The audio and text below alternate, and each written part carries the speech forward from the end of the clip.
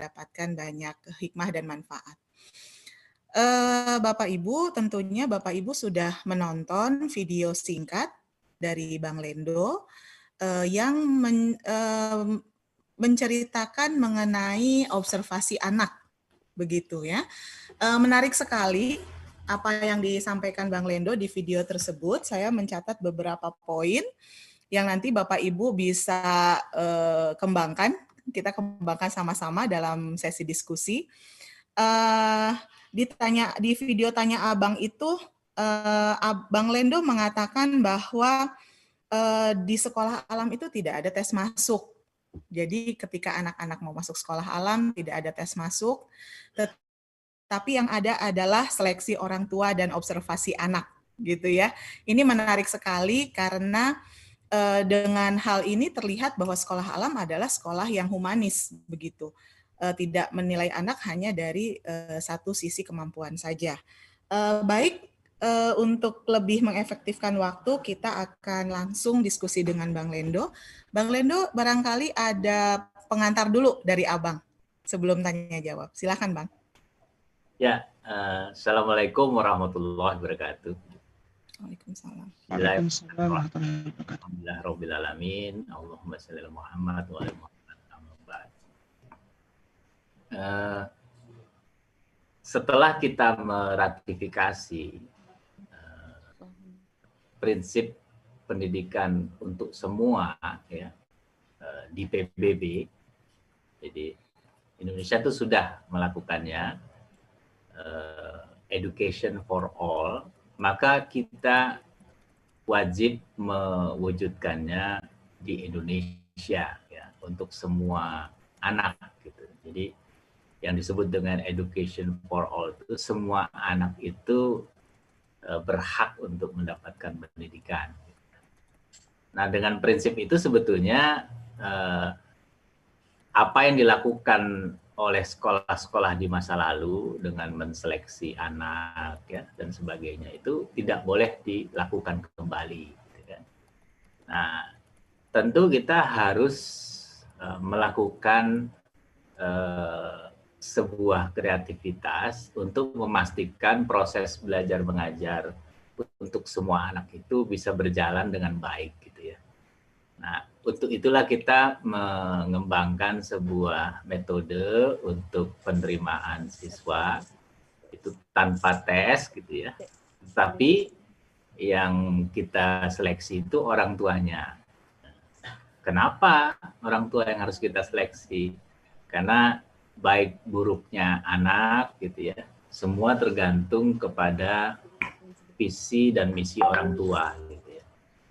Karena orang tua lah yang mengatur seluruh proses tumbuh berkembangnya anak. Nah, kemudian untuk anak-anak itu sendiri, kenapa kita perlu observasi? Supaya mereka bisa belajar sesuai dengan bakat dan minatnya, gitu ya. Sesuai dengan gaya belajarnya. Gitu. Sehingga tidak ada lagi anak yang pintar, yang bodoh, gitu. Tetapi yang kita lihat itu hanya kekuatan setiap anak. Gitu. Ini dua hal yang menjadi prinsip kita. Dan alhamdulillah setelah kita lakukan selama 22 tahun, itu memberikan banyak kebaikan kepada anak-anak maupun orang tua. Itu saja sih mungkin. Baik, terima kasih Bang. Ini konsep yang sangat menarik sekali karena tentunya dengan konsep yang Abang kemukakan barusan, pastinya akan ada tantangan-tantangan. Oh iya. Ketika kita menerima anak dengan education for all dalam kondisi apapun seperti itu. Baik, silahkan Bapak Ibu barangkali ada yang ingin didiskusikan dengan Bang Lendo terkait permasalahan atau mungkin kondisi-kondisi yang Bapak Ibu temui di sekolah masing-masing berkaitan dengan observasi anak. Saya berikan kesempatan dulu. Boleh lewat raise hand atau boleh ditulis di chat. Silahkan. Ada yang ingin mengajukan pertanyaan atau diskusi? Silahkan. Sambil menunggu nih Bang. sekolah alam itu kan unik ya Bang ya. Ya. Kita adalah sekolah yang ramah sekali dengan anak-anak dengan kondisi apapun. Di beberapa kesempatan pertemuan dengan teman-teman sekolah alam, ada teman-teman pengelola sekolah alam yang mengatakan begini, aduh susah ya kita beragam banget nih anak yang kita dapatkan gitu. Kondisinya ini sangat jauh gitu Bang, karena di awalnya tidak diseleksi tadi itu kemampuannya. Nah ini gimana Bang untuk kondisi-kondisi seperti itu? Ya, sebetulnya kalau teman-teman itu paham tentang kurikulum sekolah alam, tidak ada isu itu sebetulnya. Karena kurikulum sekolah alam itu berlaku secara universal dan sepanjang zaman. Artinya yang kita buat sebagai pilar kurikulum itu adalah yang seragamnya, bukan yang keberagamannya. Yang seragam misalnya akhlak pasti seragam. Logika pasti seragam. Kemudian leadership pasti seragam karena setiap kamu adalah pemimpin. Bisnis itu pasti seragam karena semua orang harus mencari nafkah. Jadi yang kita ajarkan sebetulnya keempat pilar itu. Nah, pada saat kita masuk lebih detail, maka terjadilah effort yang lebih besar. Lebih detailnya itu di mana? Di bakat dan minat gitu. Nah, mungkin keluhannya itu adanya yang di detail itu. Ya. Padahal kalau dia fokus saja kepada 4 pilar itu, dia tidak ada isu sebetulnya. Nah, kalau soal yang lebih detail tadi, tentu kita ingin meningkatkan level pendidikan kita menjadi level yang terbaik gitu ya. Tentu effortnya juga lebih sulit dan sebagainya. Itu yang selalu Abang ingatkan, jalan yang orang beriman tuh mendaki lagi terjal. Nah, di situ sebetulnya. Dan bukan tugas kita untuk memastikan anak-anak itu semuanya hebat gitu ya. Karena itu menjadi tugas mereka sendiri, anak-anak itu. Dan mereka berhubungan langsung dengan Allah gitu ya. Kalau mereka ikhlas dengan apa yang Allah berikan, mereka pasti melejit. Baik, nah ini tadi dalam banget nih Bang. Bukan tugas kita memastikan anak-anak hebat, tetapi itu adalah tugas mereka sendiri dan itu adalah tanggung jawab mereka dengan Allah gitu ya. Nanti saya akan tanya lebih dalam nih soal ini karena itu barusan saya langsung berat juga ya gitu ya. Baik, Abang ini ada pertanyaan masuk dari Ibu Farida. Sekolah Alam Bontang. Waduh, apa kabar Bontang? Bagaimana cara untuk mengobservasi anak pada masa sekarang? Nah, ini masa sekarang maksudnya belajar dari rumah. Itu gimana mengobservasinya? Karena kan sekolah alam ini biasanya kita observasi semua kegiatan mereka day by day, perkembangan mereka gitu ya. Ini jauh nih, gimana caranya gitu Bang? Silakan Bang. Ya, kalau di video tanya Abang itu kan Abang sebetulnya sudah mengingatkan bahwa kemampuan sekolah untuk mengobservasi anak itu harus ditransfer kepada orang tua. Sehingga orang tua akan nyaman nanti mengajarkan anak-anaknya gitu. Karena tahu anaknya itu sifatnya seperti apa, bakatnya seperti apa, gitu ya. Kemudian gaya belajarnya seperti apa, sehingga orang tua paham. Nah, disinilah pentingnya sekolah orang tua. Ya, sekolah orang tua itu menjadi sangat penting untuk menyikapi proses pembelajaran yang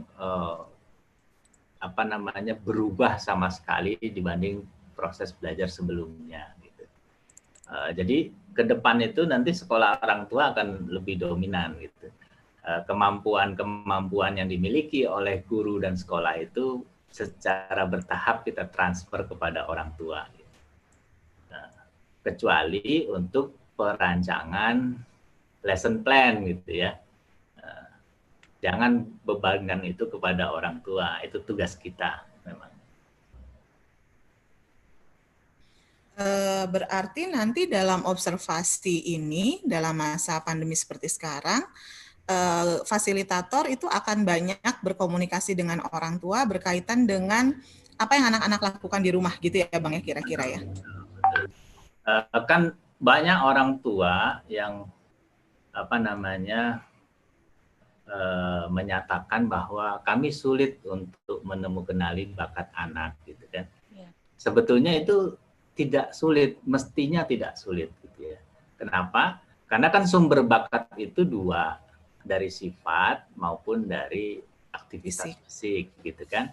Nah, kalau dari aktivitas fisik gampang, dia suka gambar, suka menyanyi, dia suka masak, dia suka beternak, itu mudah.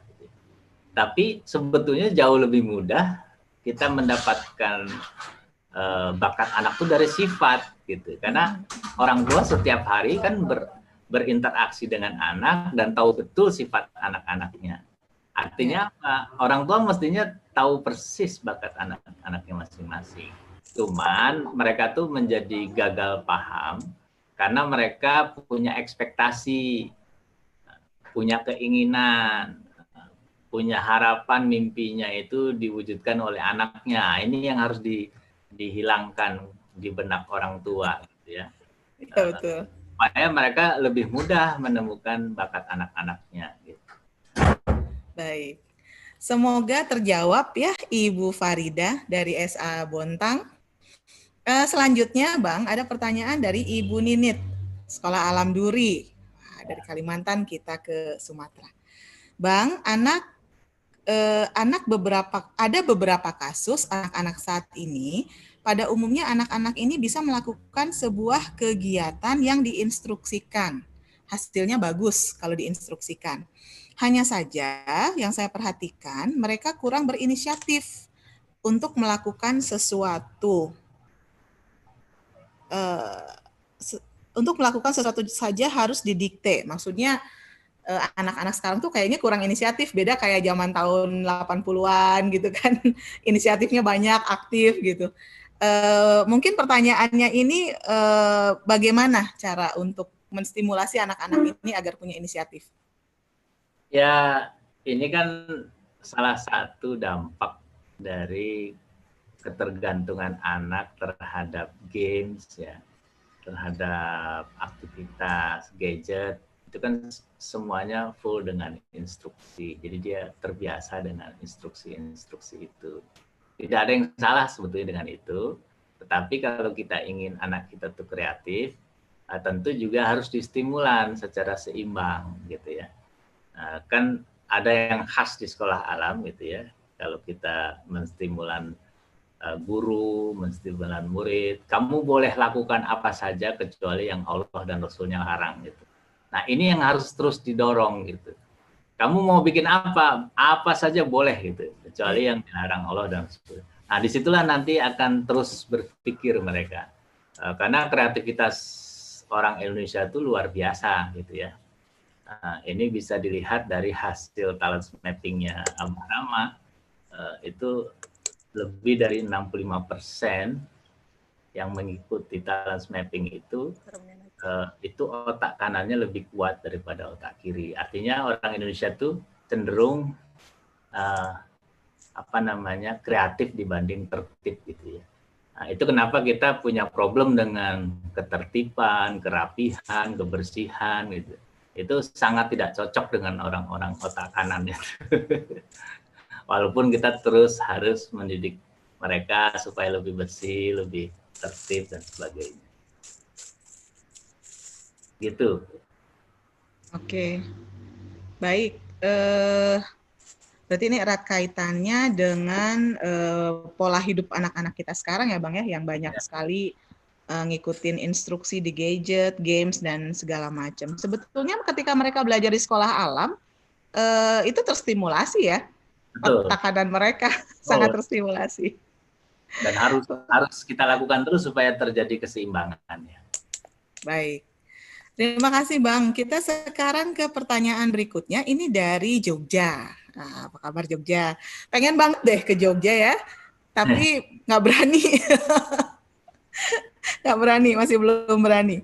Baik Ibu Narsih dari Nurul Islam Jogja. Ketika diseleksi calon orang tua karena sudah mempelajari terkait sekolah, maka jawabannya bagus dan mendukung. Namun ketika perjalanan kadang berbeda, bahkan tidak sepakat dengan sekolah. Bagaimana cara untuk mengatasi hal ini? Di wawancara biasanya mereka udah siap nih dengan berbagai jawaban-jawaban. Nah, pas prakteknya, waduh, masalah deh. Ini sepertinya problem kita semua. Gimana Bang menurut Abang mengatasinya? Ya, salah satu cara yang kita atasi itu kan kita bikin ijab kabul ya. Kita bikin akad. Kalau orang tua mau menyekolahkan anaknya di sekolah alam, itu harus sepakat A, B, C, D gitu kan. Nah, biasanya di tengah jalan tuh orang tuanya itu ini apa berbelok gitu kan, tidak seperti yang mereka tanda tangani di apa namanya ijab kabul itu. Kalau di kami itu tinggal kasih lihat aja itu ijab kabulnya, ibu sudah sepakat. Kenapa ibu melakukan apa namanya istilahnya upaya ingkar dengan kesepakatan ini gitu. Terus dia kan akan berkilah lah dan sebagainya. Nah, buat saya itu kita harus kasih peringatan gitu ya. Peringatan 1, 2, 3. Nah, kalau dia tidak berubah, kita minta dia cari sekolah lain.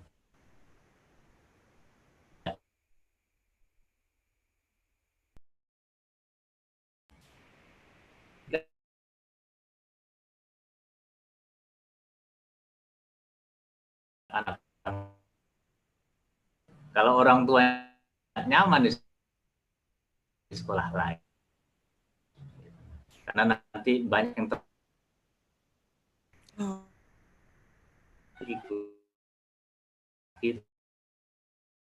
ikut luar biasa khusus untuk kita mendidik anak kita sesuai. Nah, ini menarik.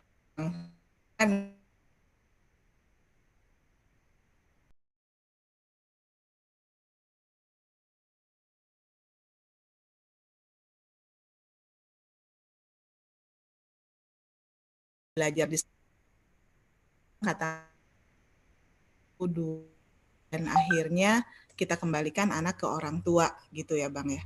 Kita kan orang timur nih Bang. Ya. Biasanya mentoknya di situ, SOP sudah ada. SOP sudah dibuat.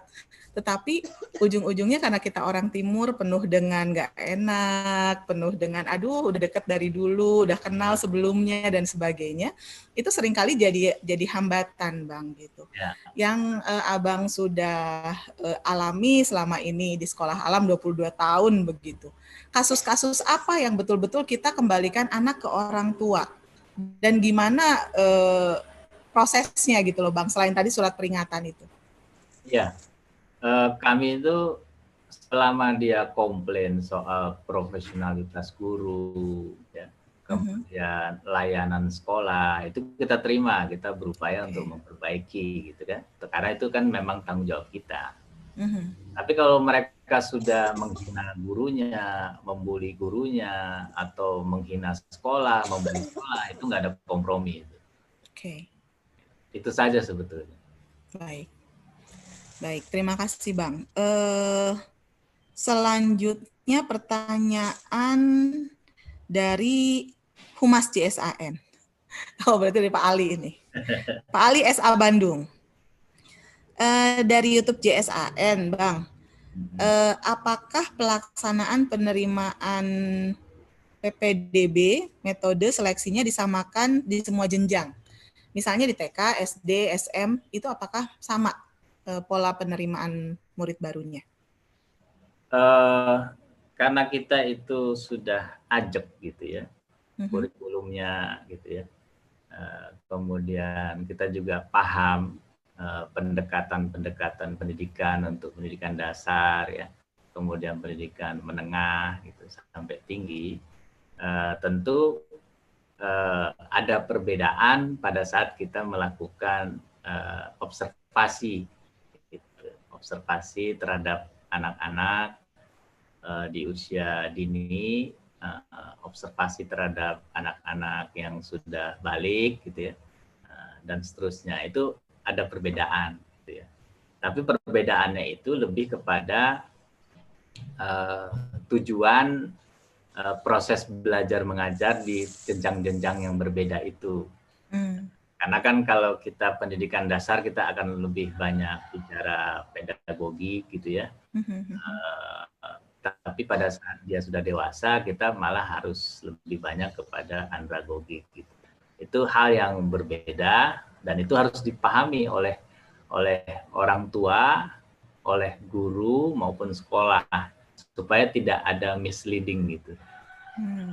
Sebagai contoh misalnya, kan pada saat anak itu menuju puber, ya, puber itu transisi antara anak-anak menjadi orang dewasa, itu terjadi banyak sekali masalah gitu ya, masalah mispersepsi antara orang tua dengan anak, antara orang tua dengan guru, antara guru dengan anak, dan sepertinya sering terjadi gitu ya. Abang kan dulu sering mencontohkan anak-anak itu sedang belajar untuk mengelola dirinya sendiri. Sebelumnya dia dikelola oleh orang tua, oleh guru. Nah, pada saat dia puber, dia sedang belajar mengelola dirinya sendiri. Nah, orang belajar itu kan tentu tidak langsung bisa. Dia perlu proses gitu ya. Seperti yang sering Abang contohkan, pada saat anak puber ini tidak mengerjakan tugas sekolah gitu kan, orang tua kan nanya, kamu nggak ngerjain tugas, nanti aja Bu, malam saya lagi main game dulu nih. Nah, tentu kita tidak boleh langsung memaksa kepada anak untuk segera menyelesaikan tugasnya. Kenapa? Karena dia sedang belajar mengatur waktu itu. Nah, pada saat malamnya misalnya mereka abai, itu tidak boleh langsung dimarahkan gitu ya. Nah, karena dia sedang belajar, namanya sedang belajar gitu ya. Mungkin dia lelah, dia terlalu banyak main game sehingga pas malamnya dia kelelahan, tidur dan sebagainya. Nah, disinilah sebetulnya proses adaptasi yang harus dilakukan oleh semua orang dewasa terhadap anak-anak yang sedang puber itu. Gitu ya. Nah, ini yang disebut dengan pendidikan orang dewasa. Nah, kalau kita bisa memahaminya, itu akan jauh lebih mudah kita untuk mendampingi anak-anak yang sedang menuju dewasa ini, gitu ya. Karena mereka semakin percaya diri, kesempatan untuk mengatur diri sendiri dan seterusnya. Gitu. Yang justru pada saat pendidikan dasar kita lebih memperbanyak kasih sayang kepada anak-anak, gitu ya. Nah, kalau udah pendidikan orang dewasa, itu yang harus kita bangun tuh persahabatan. Itu dua hal yang jauh berbeda sebetulnya. Itu kenapa Rasulullah itu begitu beliau dipanggil oleh Allah, yang tersisa itu adalah para sahabat. Nah, ini yang sebetulnya harus kita kembangkan untuk pendidikan orang-orang dewasa. Bagaimana membangun persahabatan, bagaimana membangun barisan dan sebagainya. Itu mungkin Bu Mira. Baik, jadi secara basic sebetulnya sama, tapi nanti ada pembedaan sesuai dengan usia anak gitu ya Bang ya, apa yang anak-anak butuhkan. Ya. Baik, demikian Pak Ali jawaban dari Bang Lendo. Kemudian selanjutnya dari Ibu Haslina. Apakah ada jenis aktivitas yang bisa kita siapkan agar mudah diobservasi sifat dan potensi anak, Bang? Ini menindaklanjuti tadi yang Abang sampaikan. Jenis aktivitasnya seperti apa? Ya, tentu aktivitas-aktivitas yang sudah dikembangkan oleh sekolah alam itu sudah menstimulus atau merangsang bagaimana ahlak itu terbangun, logika terbangun, leadership terbangun, bisnis terbangun gitu.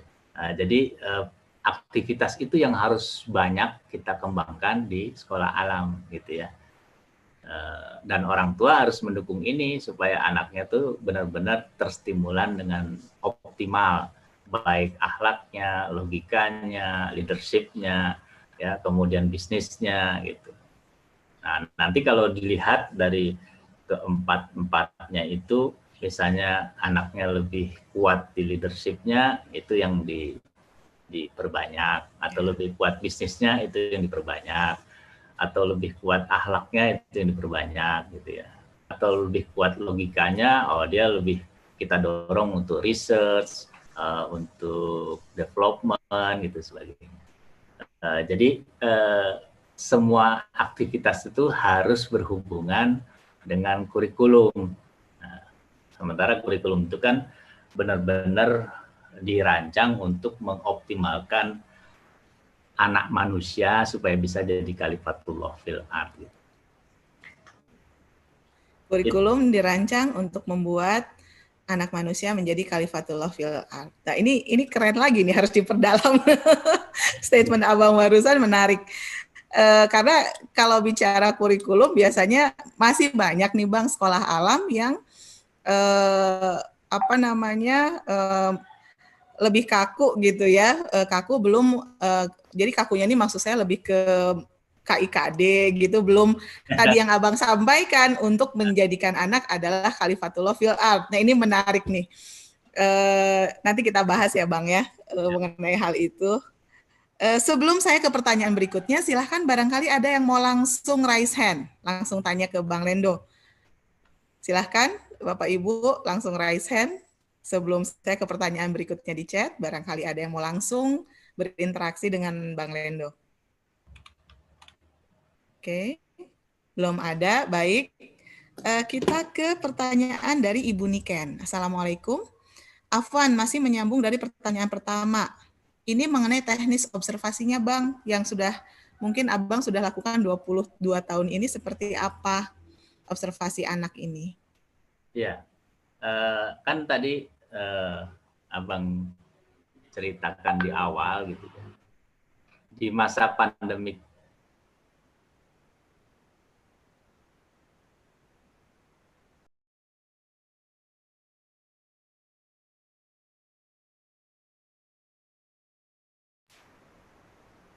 dialog antara anak dengan orang tua itu semakin tinggi gitu ya.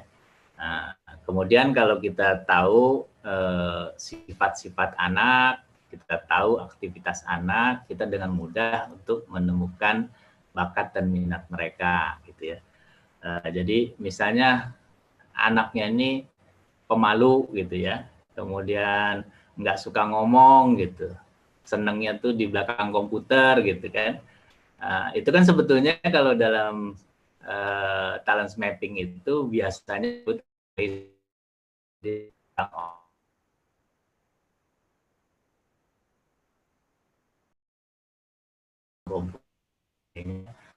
temu sebetulnya dengan sifat aja kita bisa bakat-bakat gitu. Kemudian kita akan menemukan anak yang sukanya diatur-atur, kakaknya diatur, adanya diatur, nah itu leadership-nya kuat gitu kan.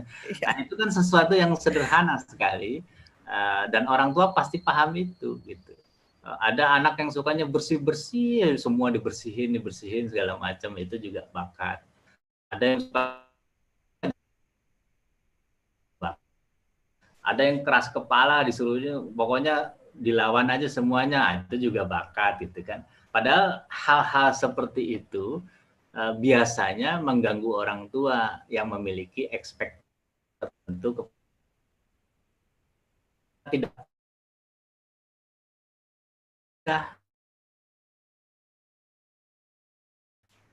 itu harus apa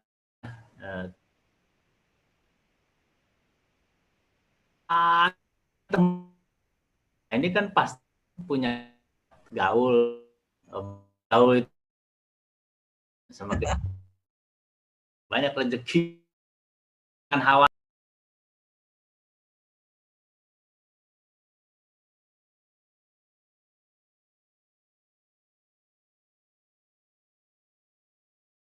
tentu bisa didampingi oleh guru sekolah alam, sekolah-sekolah alam dengan bentuk sekolah orang tua tadi. Jadi kita bisa benar-benar membantu orang tua menemukan ya gaya belajar anak, bakat minat anak gitu ya. Kemudian how to communicate sama anak gitu ya. Nah, sehingga kita jauh lebih nyaman dan senang dibanding kita harus berantem terus gitu akibat PJJ gitu. Berarti sebetulnya kita di sekolah bisa bikin parameter sendiri ya Bang ya. Maksudnya bisa bikin instrumen sendiri terkait observasi apa sih yang kita mau lakukan ke anak-anak gitu ya Bang ya, sesuai karakteristik umum anak. Ya sebetulnya ya. kan itu di talent mapping sebagian sudah dibahas. Tuh. Cuman mungkin di talent mapping itu yang belum dibahas soal akhlak ya, soal bisnis, soal apa namanya leadership. Baik. Oke Bang, terima kasih. Sekarang ke Ibu Novita dari Belitung. Nah, apa kabar Bu Novita? Ibu Novita mau bertanya, bagaimana cara menseleksi orang tua? Hal apa yang menjadi indikator bahwa orang tua ini bisa bekerja sama atau tidak dengan sekolah? Walaupun jawabannya udah disiapin nih pas wawancara. Tapi apa sih indikatornya? Silakan Bang. Pengalaman kita sebagai manusia itu kan sebetulnya mudah menemukan orang itu jujur atau tidak. Gitu ya. Nah, ini pengalaman hidup, semua orang pasti akan menemukan hal seperti itu. Gitu ya. Jadi sebetulnya kecuali memang orang tuanya tuh canggih sekali memanipulasi apa namanya figur apa gestur, nah, itu kita pasti kecolongan yang kayak gitu-gitu kan, ada juga yang ahli ya. Tapi kalau yang jujur itu langsung tahu kita nih orang tuanya jujur atau tidak. Karena yang kita butuhkan itu kan sebetulnya kejujuran. Nah, dengan kejujuran ini kita bisa menyusun rencana pembelajaran anak lebih baik dibanding kalau kita tidak mengerti anak itu secara utuh gitu. Gitu Bu. Baik. Berarti ya sebetulnya akhirnya kita juga pakai ini ya Bang, pakai sense. Nih orang jujur nggak nih gitu. Harus pakai sense. Kalau enggak ya susah. Iya, betul. Insya Allah kalau semakin lama jam terbang kita kayaknya udah gampang ya untuk bisa ngelihat nih. Itu udah ketahuan. Iya, orang sincere atau tidak. Baik, ke Bu Niken lagi nih. Kata Bu Niken kalau harus ada sekolah orang tua dulu kan yang kita observasi ini baru calon orang tua gitu. Maksudnya sekolah orang tua itu kan nanti Bang setelah orang tua masuk. Nah ini yang kita seleksi ini kan orang tua yang baru mau masuk gitu. Ya. Apa yang harus dilakukan?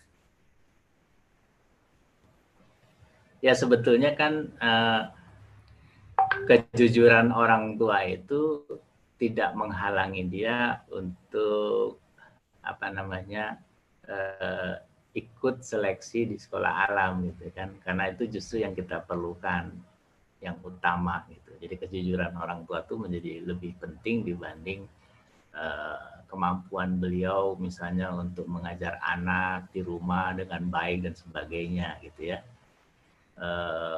Waktu Abang diminta jadi narasumber gitu di berbagai tempat, khususnya di sekolah-sekolah umum gitu ya, kan kami menawarkan sebuah metode namanya belajar bersama keluarga. Nah, belajar bersama keluarga ini sebetulnya adalah solusi yang terbaik dalam menghadapi pandemi COVID maupun pendidikan di masa depan gitu ya. Nah, karena suka tidak suka kita harus integrate antara pendidikan di rumah dengan pendidikan di sekolah Karena suka tidak suka semua orang harus learn from home, gitu kan. Nah, kalau learn from home, maka guru utamanya adalah orang tua, gitu kan. Terus banyak orang tua maupun guru yang mengatakan kalau orang tuanya tidak punya pengetahuan, ya, tidak lulus SD, tidak punya apa-apa, berarti mereka kesulitan dong, kata mereka, gitu kan. Dengan konsep belajar bersama keluarga. Terus Abang ingatkan ke mereka, orang-orang terbaik sepanjang sejarah manusia itu pada umumnya lahir dari keluarga miskin. Orang yang orang tuanya mungkin tidak lulus SD, tidak punya apa-apa, ya, tapi anaknya itu dididik akhlak yang kuat sekali. Mereka mendidik anaknya supaya tangguh, gitu ya, supaya jatuh bangun bangkit kembali, gitu ya, jangan pernah menyerah dan sebagainya. Itu semua variabelnya akhlak, dan mereka menjadi hebat dengan itu, gitu ya. Jadi tidak ada isu soal miskin kaya kalau soal mendidik anak itu, tapi isunya yang kamu didik itu akhlak atau knowledge. Nah, begitu kamu didik akhlak, maka anak-anak kamu akan jadi orang yang hebat, gitu ya. Ya kalau akhlaknya baik kan pasti rajin belajar, pasti suka mencari ilmu, pasti segala macam pasti bagus, gitu kan. Itu yang sebetulnya orang lupa, bahwa jauh lebih penting mengajar akhlak anak dibanding belajar knowledge, gitu. Dan itu sudah dibuktikan oleh sejarah. Kalau kita orang ilmiah kan basisnya data dan fakta, itu ya seperti itu. Nah, dengan kondisi seperti itu, apa yang bisa dilakukan oleh orang-orang tua miskin yang tidak punya apa-apa, atau orang tua yang kaya pun, ya, harus apa yang mereka lakukan? Sebagai orang tua, maka tugas pertama mereka adalah memberi teladan kepada anak-anak tentang akhlak yang baik. Yang kedua adalah mendorong anak-anak itu kalau ada masalah, ada konflik, ada apa, cari solusinya tuh di Al-Quran dan hadis. Dua itu aja. Jadi kalau akhlaknya baik, terus dia referensi utamanya Al-Quran hadis, selesai tugas orang tua itu. Jadi belajar bersama keluarga atau orang tua menjadi guru utama itu bukan isu. Mestinya semua orang tua bisa melakukan itu dengan baik. Mau dia kaya, dia miskin, dia bodoh, dia pintar, pasti bisa. Nah, tugas knowledge-nya itu ya itu kewajiban guru sekolah alam, kewajiban sekolah untuk mendampingi orang tua supaya anak-anak mereka tuh mendapatkan knowledge yang baik, leadership yang baik, bisnis yang baik dan sebagainya. Jadi itu tidak ada alasan sedikit pun kalau orang tua menjadi guru utama itu tidak akan perform. Itu salah. Jadi gitu. Oke, menarik Bang. Baik, jadi kembali lagi bahwa orang tua adalah pendidik utama. Kita ke Sakura, Sekolah Alam Kumbang Raya. Wah, di Riau. Namanya. Keren ya Bang namanya. Di daerah Riau tuh namanya nama-nama bunga. Siap.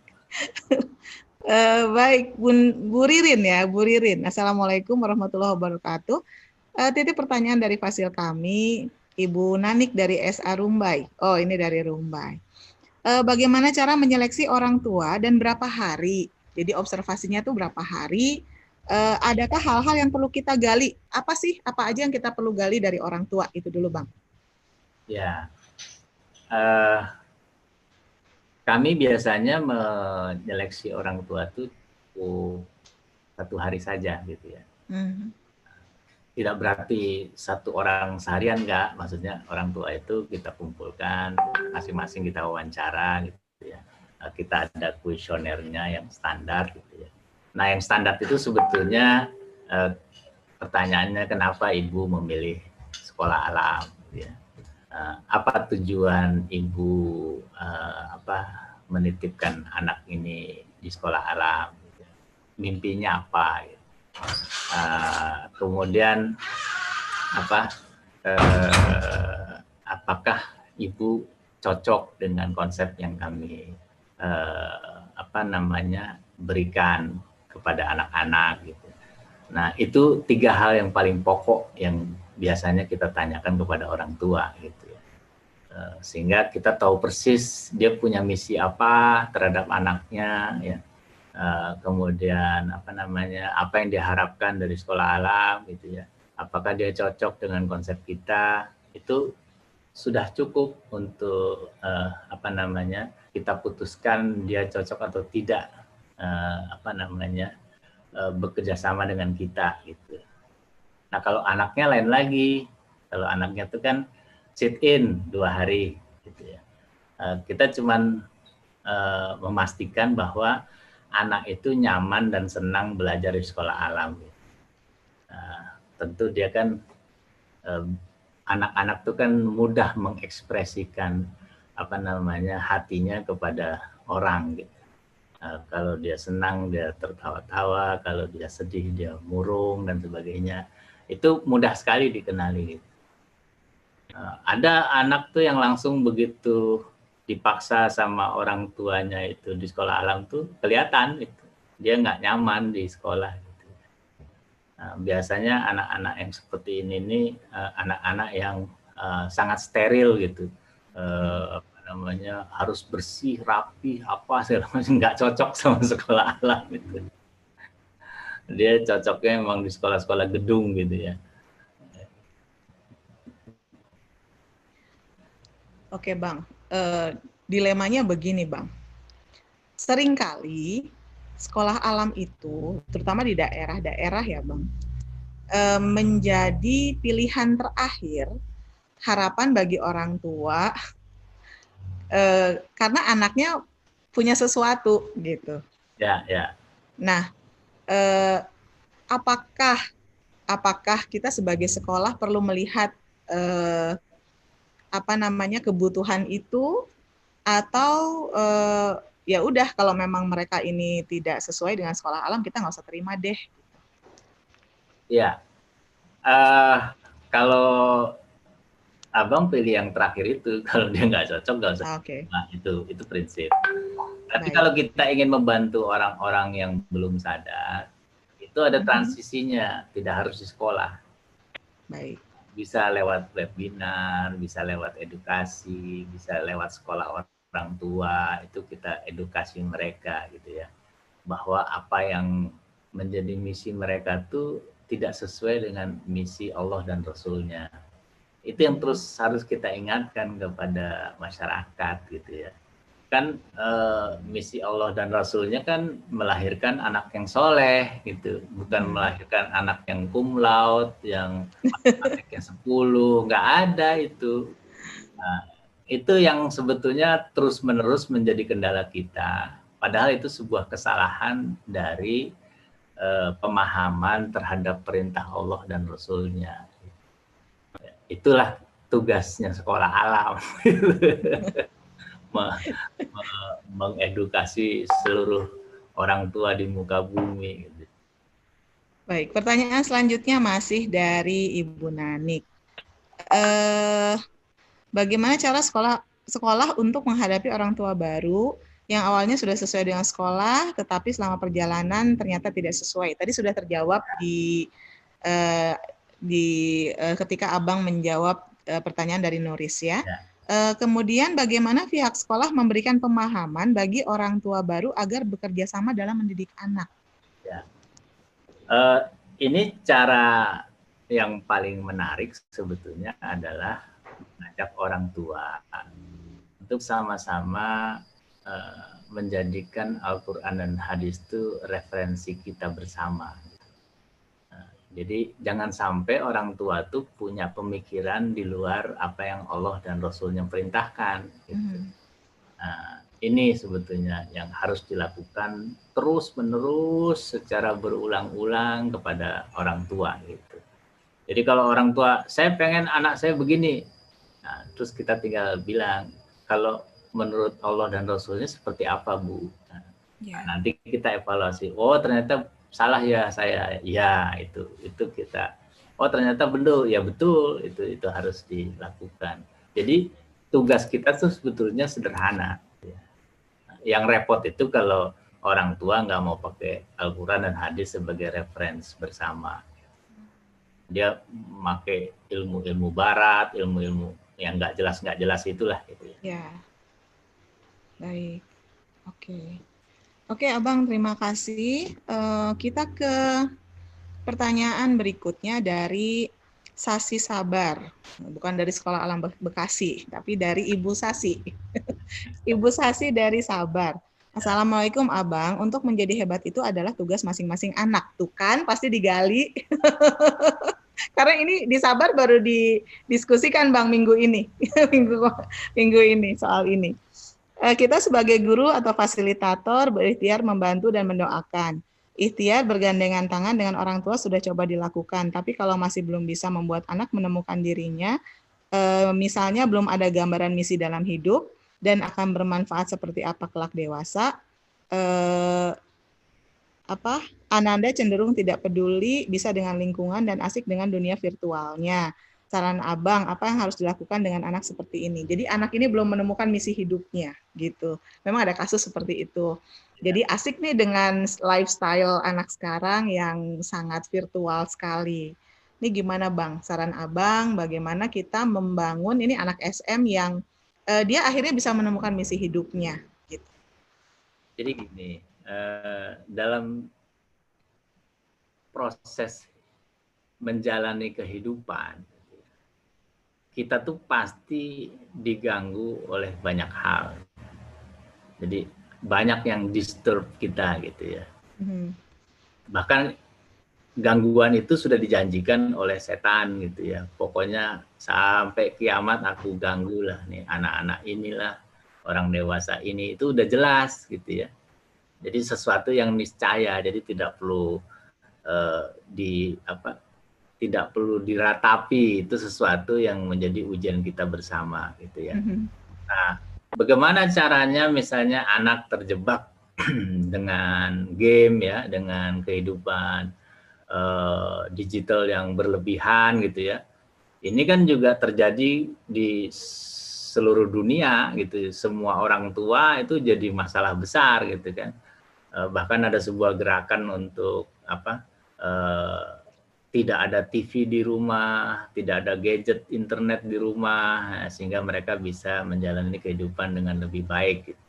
Nah, menurut pandangan Abang itu, segala sesuatu itu harus kita lakukan tuh dengan seimbang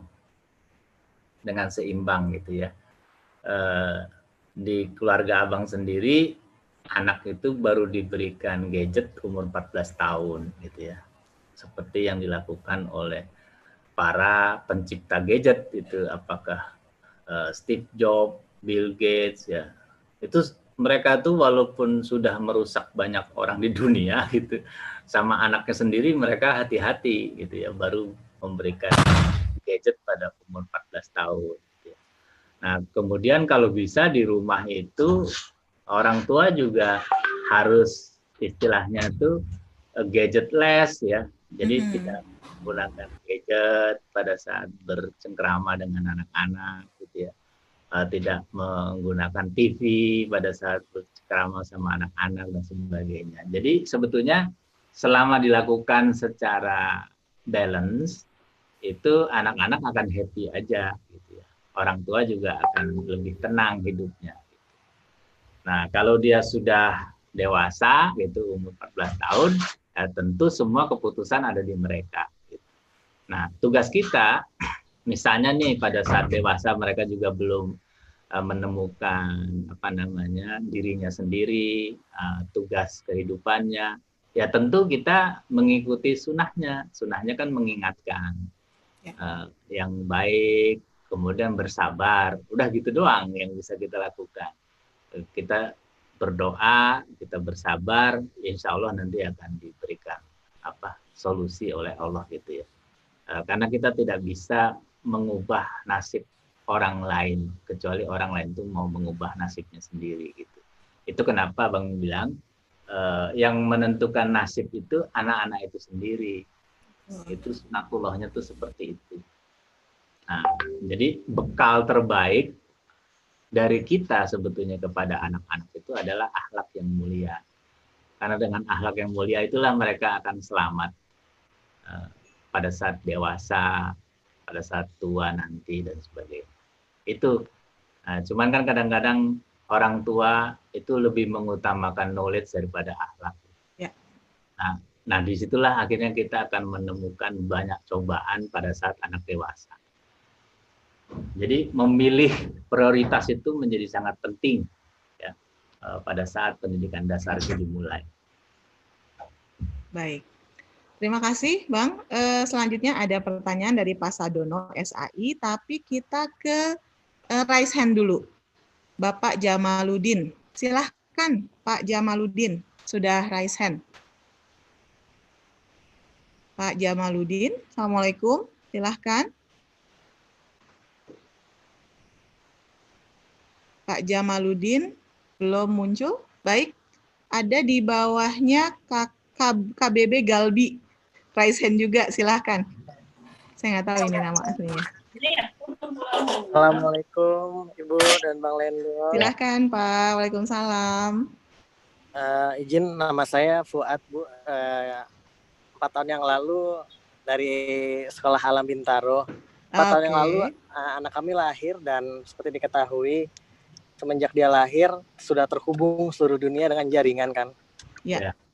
Sedangkan saya sebagai generasi yang pernah setengah tidak ada jaringan, lalu sekarang mendapatkan fasilitas yang terhubung seluruh dunia gitu. Oleh karenanya untuk orang-orang seperti kami mungkin bisa membedakan mana yang harus bertemu secara langsung, akhlak secara langsung ataupun etika dalam menulis atau menyampaikan aspirasi itu. Nah, pertanyaan kami, bagaimana memitigasi resiko nih untuk seperti tadi disampaikan oleh Bang Lendo juga untuk orang-orang atau anak-anak yang ke depan dia baik atau misalnya dia pendiam, dia pemalu, tapi dia tajam dalam mengkritisi, dalam tulisan, dalam era digital. Gitu.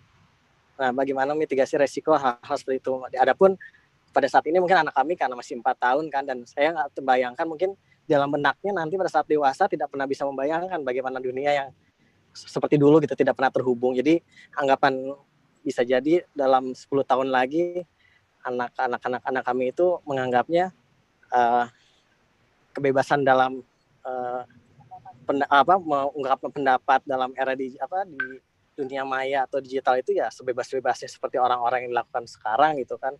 Namun jika kita bicara tentang akhlak tentunya kan akan sama apa yang standar akhlak itu apa yang bersifat langsung ataupun tidak langsung. Nah, bagaimana Bang pandangan ke depan untuk kurikulum turunan-turunan dari akhlak untuk menghadapi hal-hal seperti itu? Baik, terima kasih. Wassalamualaikum warahmatullahi wabarakatuh. Waalaikumsalam. Waalaikumsalam warahmatullahi wabarakatuh. Ya, pendidikan akhlak itu di sekolah alam menjadi fokus utama kita. Tentu akhlak-akhlak seperti jujur, amanah, gitu ya, terpercaya, suka menolong, tidak berbohong, dan sebagainya itu menjadi sesuatu yang kita latih setiap hari, gitu ya. Nah, pada saat kita melatih ini setiap hari, maka itu akan menjadi sebuah kebiasaan bagi anak-anak. Gitu. Nah, apa hubungannya dengan dunia digital yang setiap hari ada di sekeliling kita, terutama bagi anak-anak yang baru lahir gitu. Nah, tentu dunia digital itu tidak serta-merta langsung terintegrasi dengan anak-anak kita tanpa kita menstimulannya, kan gitu ya, tanpa kita mendekatkan anak-anak itu kepada gadget-gadget itu. Artinya itu bisa dikontrol oleh orang tua. Nah, itu kenapa anak-anak kita ya itu memiliki waktu yang cukup untuk membentuk akhlak mereka dengan baik. Ya. Itu yang Abang sebut dari 0 sampai 14 tahun itu kalau bisa anak-anak kita itu dijauhkan dari hal-hal seperti itu, tetapi didekatkan dengan hal-hal yang membentuk akhlak yang baik. Nanti pada saat dia usianya 15 tahun, kemampuan mereka untuk memfilter istilahnya itu menyaring mana yang baik, mana yang buruk itu jauh lebih baik dibanding anak-anak yang tidak pernah yang lebih banyak terpapar sosmed sejak usia dini. Ini penting sekali gitu ya. Dan jangan khawatir bahwa misalnya kalau anak-anak itu sampai 14 tahun tidak banyak berhubungan dengan gadget, dengan TV itu menjadi seseorang yang tidak gaul ini, atau susah berkomunikasi atau apa. Itu cuman dengan klik saja anak-anak itu pegang digital, lihat TV, mereka langsung bisa mengolah semuanya dengan cepat. Karena itulah kehebatan manusia. Jadi tugas kita untuk mengelola keseimbangan yang dibutuhkan anak menghadapi dunia yang ada, yang mereka lalui sekarang gitu ya. Nah, jadi kalau kita mampu menyeimbangkan dengan baik, maka insya Allah anak-anak kita akan jauh lebih baik dibanding anak lain. Itu saja sih mungkin yang bisa Abang sampaikan, dan itu juga sudah dialami oleh banyak orang tua yang berupaya gitu. Dan hasilnya memang lebih baik dibanding kalau anak-anak itu sejak kecil sudah terpapar. Baik. Terima kasih Bang. Soal gadget ini ada habis-habisnya memang ya sekarang. Karena ini anak-anak sudah digital native sekarang ya. Baik, ke Pak Jamaluddin, sudah raise hand. Silakan Pak, langsung disampaikan pertanyaannya ke Bang Lendo. Baik, terima kasih Bu Mira. Bismillahirrahmanirrahim. Assalamualaikum warahmatullahi wabarakatuh. Waalaikumsalam. Saya Jamal dari Sekolah Alam Ungaran, Saung. Bang Lendo. Ya, salam buat semuanya. Yang pertama mungkin saya punya 3 anak dan ketiga-tiganya saya titipkan di Sekolah Alam Ungaran, dan ini yang terakhir saja, ini udah kelas 6 gitu. Yang pertama mungkin dilema saya memang dari kedua yang sudah lulus itu adalah memang ketika kami harus meneruskan di sekolah SMP lah, tingkat SMP gitu ya, karena Sekolah Alam Ungaran kebetulan masih tingkat SD gitu. Nah, memadukan antara tuntutan kurikulum ya, antara di sekolah alam dengan di sekolah umum itu harus bagaimana ya? Itu sering kita diskusi juga dengan guru-guru. Ya gimana ya, artinya ketika kita mengejar kurikulum yang disyaratkan oleh dinas, ya tentu program-program sekolah alam harus banyak menyesuaikan gitu. Sebaliknya padahal seperti kita ketahui konsep sekolah alam kan ya sebetulnya tidak ngejar akademik seperti yang diminta oleh kurikulum nasional itu. Jadi bagaimana itu kira-kira agar mungkin ya anak kita juga ketika ke jenjang yang lebih tinggi mereka bisa cepat untuk menyesuaikan gitu. Kemudian yang kedua, mungkin yang ingin saya tanyakan, memang dilema saya karena saya bekerja, istri juga bekerja. Nah, konsep sekolah alam yang bahwa kita harus sharing bersama-sama dengan guru itu kadang-kadang agak sulit saya menyesuaikannya. Karena sudah sore pulang, kadang-kadang sudah capek, padahal ya untungnya memang karena awalnya sih ketika saya pertama tahu sekolah alam nggak ada tugas. Nah ini yang saya senang dengan sekolah alam itu ya, artinya mereka nggak ada PR, nggak ada apa seperti sekolah-sekolah umumnya gitu. Tapi sebetulnya kan mereka nggak ada tugas itu, tapi ya tugas orang tua untuk bisa memberikan pembimbingan selama di rumah. Cuma memang kesulitan kami karena dua-duanya bekerja dan ketika sudah pulang memang agak capek. Nah itu yang kadang-kadang itu program sekolah alam itu tidak bisa berjalan di rumah kami. Nah, bagaimana mengantisipasinya itu, Bang? Ya. Saya kira itu. Terima kasih. Assalamualaikum warahmatullahi wabarakatuh. Waalaikumsalam warahmatullahi wabarakatuh. Ya, silakan Bang. Ya, Pak Jamal mungkin sudah mengikuti ya berbagai perubahan yang dilakukan oleh pemerintah dalam hal kurikulum, dalam hal ujian nasional, dan seterusnya. Itu kan kurikulum yang sekarang dikembangkan itu adalah Merdeka Belajar gitu kan. Yang Merdeka Belajar itu sebetulnya sekolah alam banget itu, Mbak. gitu ya. Jadi sebetulnya Bapak nggak usah khawatir. Yang khawatir itu justru guru-guru sekolah-sekolah umum sekarang. Karena apa? Karena mereka belum pernah melakukan konsep merdeka belajar. Makanya mereka kerjanya nakut-nakutin orang tua aja. Daripada mereka takut sendiri gitu kan. Kemudian UN dihapuskan. Nah, Bapak kan juga tahu gitu ya. Terus buat apa kita sibuk dengan akademik kalau UN dihapuskan? Itu kan hal yang simple sebetulnya. Terus yang terakhir nih yang menarik itu pada saat PJJ, pembelajaran jarak jauh, dan semua orang stres, baik orang tua maupun anak-anak, gitu ya, menurut hasil surveinya Komisi Perlindungan Anak, diputuskan oleh pemerintah, kurikulumnya itu disederhanakan. Nah, itu sekolah alam banget juga, gitu. Jadi sebetulnya, suka nggak suka, pendidikan di masa depan itu ya harus seperti sekolah alam. Kenapa? Karena sekolah itu kan dirancang berdasarkan Al-Quran dan hadis. Gitu ya. Nah, kalau dirancang berdasarkan Al-Quran dan hadis, dia berlaku sepanjang zaman dan berlaku secara universal. Gitu. Artinya apa? Dia akan terus beradaptasi dengan perubahan kurikulum apa saja.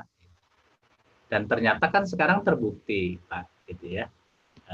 Pemerintah ngapusin UN, ganti dengan asesmen nasional. Asesmen nasional itu cuma bicara akhlak tuh, bayangin Mbak. Kemudian literasi sama numerik. 3 itu aja. 3 itu kan gampang, Mas. Bapak setiap hari juga pasti melakukannya gitu kan. Apalagi yang akhlak gitu yang paling utama. Jadi tidak perlu khawatir. Justru yang khawatir ini sekarang guru-guru sekolah yang kerjanya nakut-nakutin kita semua itu gitu ya. Karena dia juga bingung mau ngapain gitu. Nah, kemudian dari sisi itu kan Bapak khawatir anak itu tidak bisa adaptasi dengan sekolah-sekolah umum yang masih galau-galau ini gitu ya. Kan yang galau ini kan sekolah umum Pak, bukan sekolah alam. Nah, mereka itu kan fokusnya di materi-materi ajar seperti IPA, IPS dan seterusnya yang Bapak sering alami kalau dikasih tugas dan sebagainya. Nah, anak itu akan menjadi anak yang terbaik kalau belajar sesuai dengan bakat dan minat. Bukan sesuai belajar seperti yang pemerintah perintahkan, Pak ya. Pemerintah bikin sekolah namanya SMK. Dengan harapan semua anak lulusan SMK itu terampil dan bisa kerja. Apa yang terjadi? Pengangguran terbanyak di Republik Indonesia itu lulusan SMK. Kenapa? Karena mereka cuma diajar teori, tidak diajar praktek. Padahal keterampilan itu hanya bisa terbentuk kalau mereka banyak praktek. Jadi jangan kita mau pemerintah kita ikuti. Yang harus kita ikuti adalah bagaimana kita mengasah bakat minat anak kita. Gitu. Nah, pendidikan kita sampai hari ini itu tidak memfasilitasi itu. Gitu. Misalnya Pak Jamal anaknya tuh sukanya musik gitu, kan nggak ada di sekolah Pak, kurikulum musik. Terus mau jadi apa dia kalau semua pelajaran di sekolah itu tidak mendukung dia untuk mengasah bakat terbaiknya? Kan yang rugi kita orang tua, ya kan Pak? Nanti dia begitu lulus nggak bisa apa-apa karena dia nggak passion. Jadi Bapak nggak usah khawatir dengan kesesuaian antara jenjang SD, SMP, SMA, dan perguruan tinggi. Bapak fokus aja di bakat anak itu. Dan bakat anak itu tidak harus didapat dari sekolah. Kalau dapat dari sekolah bagus, seperti sekolah alam misalnya. Tapi kan karena di Ungaran belum ada sekolah alamnya, jadi nggak bisa gitu kan Pak. Bapak fokus aktivitas di luar sekolah itu yang Bapak kembangkan supaya anak itu bisa mengembangkan bakat terbaiknya. Gitu. Jadi effort Bapak lebih ringan, hanya fokus kepada bakat anak itu. Nah, bakat anak itulah yang akan mengantar dia nanti ke jenjang pendidikan yang lebih tinggi atau kemampuan skill dia yang lebih tinggi. Karena cara belajar mengasah bakat itu tidak harus dari perguruan tinggi atau dari sekolah, tapi bisa learn from maestro, belajar dari jagonya. Gitu ya. Nah, jadi misalnya kalau bakat saya fashion, saya belajarnya sama Dian Pelangi karena dia maestro fashion gitu kan. Jauh lebih pintar daripada guru sekolah fashion gitu. Nah, itu yang kami lakukan di sekolah alam, learn from maestro. Sehingga anak-anak kita tuh diasah oleh orang-orang terbaik dan bisa menjadi yang terbaik. Gitu Pak Jamal, mudah-mudahan kekhawatirannya bisa berkurang. Yang penting bahwa fokus ke bakat anak. Baik, terima kasih Bang. Semoga cukup menjawab ya Pak Jamal dari Ungaran. Baik, sekarang masih ada raise hand dari Bapak Eryandi. Silahkan Bapak Eryandi. Assalamualaikum Bapak Eryandi, silahkan.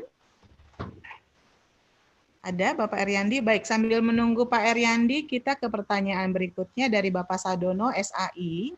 Assalamualaikum Bang Lendo, apakah ada standar observasi anak sehingga lebih spesifik, tidak hanya karakter umum seperti baik misalnya. Standar tersebut akan memudahkan bagi fasilitator dalam proses observasi dan rencana penanganan dengan orang tua apabila ditemukan kasus-kasus tertentu. Terima kasih. Kemana Bu? Diulang Bu. Jadi Pak Sadono ini menanyakan apakah ada standar observasi anak. Jadi tadi seperti instrumennya seperti apa gitu Bang. Sehingga tidak hanya karakter umum gitu, tapi lebih spesifik. Dan hal ini nanti dibutuhkan untuk proses observasi dan rencana penanganan dengan orang tua apabila ditemukan kasus-kasus tertentu pada anak. Ya, kita tidak tidak terlalu detail di awal gitu ya. Karena kalau kita terlalu detail di awal itu juga membutuhkan proses yang panjang gitu ya.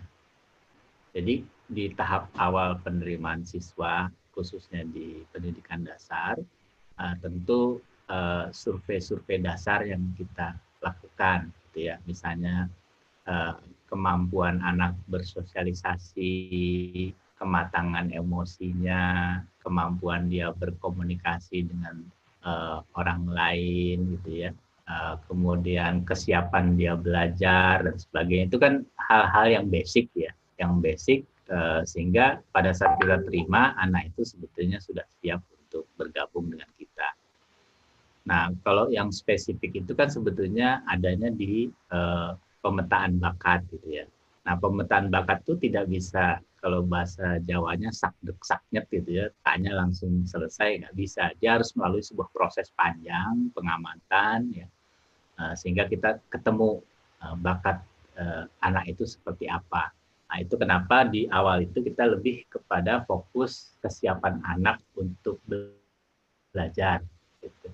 Nah, sehingga pada saat nanti mereka bergabung dengan kita, mereka sudah siap untuk belajar bersama. Itu sih mungkin Bu. Baik, terima kasih Bang. Kembali ke Pak Eryandi, sudah raise hand. Silahkan Pak Eryandi, boleh dibuka audionya. Pak Eryandi, Assalamualaikum. Oke, belum ada. Baik, kita ke pertanyaan dari Ibu Ninit Duri.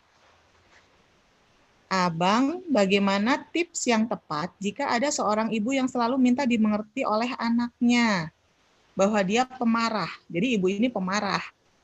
Tapi ibu ini mau selalu dimengerti oleh anaknya, sementara usia anaknya baru kelas 2 SMP. Ini bagaimana, Bang? Ini susah jawabnya. Ya, karena Rasulullah itu tidak pernah marah. Jadi kalau ibunya suka pemarah, terus berharap anaknya bisa mengerti, abang nggak bisa jelasin. Jadi salah satu manfaat Rasulullah itu tidak pernah pemarah adalah membuat orang yang bergaul dengan beliau itu menjadi orang-orang yang jujur, gitu ya. Nah, kenapa? Karena kalau kita tidak pernah marah, orang lain tuh tidak punya alasan untuk berbohong kepada kita. Gitu. Karena kalaupun dia salah, dia tinggal ngomong aja dan kita tidak akan marah. Gitu.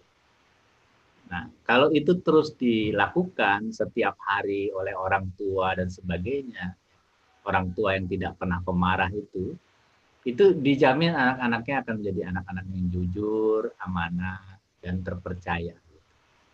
Buat abang lebih baik kita punya anak jujur amanah dibanding anak itu pintar tapi bohong melulu gitu kan. Kita jadi nggak tahu sebetulnya apa yang dia lakukan di luar rumah. Bahkan untuk hal-hal yang paling ekstrim misalnya berzina, narkoba dan sebagainya itu kita tidak pernah tahu. Tapi kalau kita bisa mendidik anak kita jujur, kita aman, tenang hidup kita. Karena kalau kita tanya sama anak kita, kamu dari mana? Dia akan jujur ngomongnya. Karena dia tahu kita tidak pernah akan marah. Nah, kalau tahu misalnya mereka melakukan kesalahan, kita ajak dia untuk memperbaiki kesalahannya. Oh, aku tadi ketemu teman merokok bareng gitu kan. Kita kan nggak marah gitu ya. Kalau menurut kamu rokok itu enak apa enggak? Oh nggak enak gitu. Ya ngapain kamu merokok gitu. Lagi menurut Allah dan Rasulnya merokok itu bisa merusak kesehatan dan sebagainya. Jadi hal-hal yang sederhana seperti itu jauh lebih mudah kita lakukan dibanding kita marah-marah. Baik. Mungkin ibu ini juga perlu ini ya Bang ya, perlu mencari cara agar bisa merubah pemarahnya menjadi lebih sabar. Ya, kalau abang sarannya sederhana, puasa aja, puasa Kamis itu dijamin bisa menurunkan amarah secara signifikan gitu ya. Jadi orang-orang yang suka pemarah, suka berkelahi, suka apa segala macam itu kalau dia sering puasa dia akan cenderung lebih tenang, lebih bijak gitu. Itu dijamin itu. Baik. Terima kasih Bang. Selanjutnya dari Ibu Elista. Assalamualaikum Bang Lendo, bagaimanakah cara mengobservasi bakat anak usia TK? Apakah diperbanyak ragam kegiatan main atau teknis lainnya? Iya. Ini sudah dibahas di sesi bakat waktu itu ya. Silakan Bang. Iya, sudah dijawab sama Ibu Elista sendiri. Betul. Ragam kegiatan. Tapi jangan lupa bakat dari sisi sifat itu jauh lebih banyak dibanding bakat dari sisi aktivitas fisik gitu ya. Karena bakat dari sifat itu 30, kalau dari fisik itu 15. Nah, kita cenderung fokus kepada yang aktivitas fisik karena lebih mudah dikenali. Tapi kalau orang tua lebih fokus ke sifat itu lebih cepat dia bisa mendapatkan bakat minat anaknya. Baik. Oke. Cukup ya Bang ya soal bakat ya? Ya. Iya, karena kita udah bahas juga di Tanya Abang sesi bakat waktu itu. Selanjutnya dari Ibu Ana Nur Kauliah, Sekolah Alam Bandung. Bismillah, mohon masukannya Bang Lendo, bagaimana kita bisa menjadi guru yang bisa mengajar sesuai dengan umur atau tumbuh kembang anak? Iya. Kan tadi sudah disampaikan di awal gitu ya. Kalau untuk pendidikan dasar itu kita akan lebih banyak bicara kasih sayang gitu ya. Kalau di pendidikan menengah kita akan bicara lebih banyak persahabatan gitu ya. Terus kalau yang di pendidikan tinggi kita lebih banyak bicara tentang peradaban, bagaimana mengubah peradaban yang lebih baik. Jadi sebetulnya tahapan-tahapan itu sudah ada dalam berbagai metodologi di dunia pendidikan dan tentu yang berasal dari Al-Quran dan Hadis gitu. Jadi itu aja yang sebaiknya kita lakukan gitu ya. Kalau punya referensi yang lebih banyak tentang bagaimana cara Rasulullah itu mendidik anak-anak, mendidik orang remaja, mendidik para sahabat, itu contoh yang terbaik.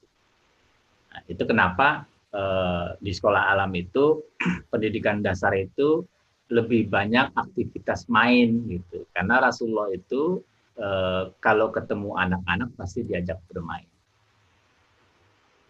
Baik. Kemudian masih dari Bu Ana, Bang, bagaimana tips menghadapi ortu yang terus menanyakan tentang penggunaan buku-buku dinas, maksudnya buku-buku paket gitu kan, dan akademis. Awalnya udah sepakat dengan sekolah alam, di tengah jalan karena berbagai godaan, akhirnya balik lagi ke akademis tujuan utamanya. Ini gimana Bang mengkomunikasikannya? Biasanya kalau untuk hal seperti ini, kita bilang sama orang tuanya, silahkan ibu yang mendampingi anak-anak untuk menambah pengetahuan atau knowledge-nya. Mau dibimbelkan anaknya, mau diapa silahkan. Tapi kalau sekolah alam itu kami fokus di sini.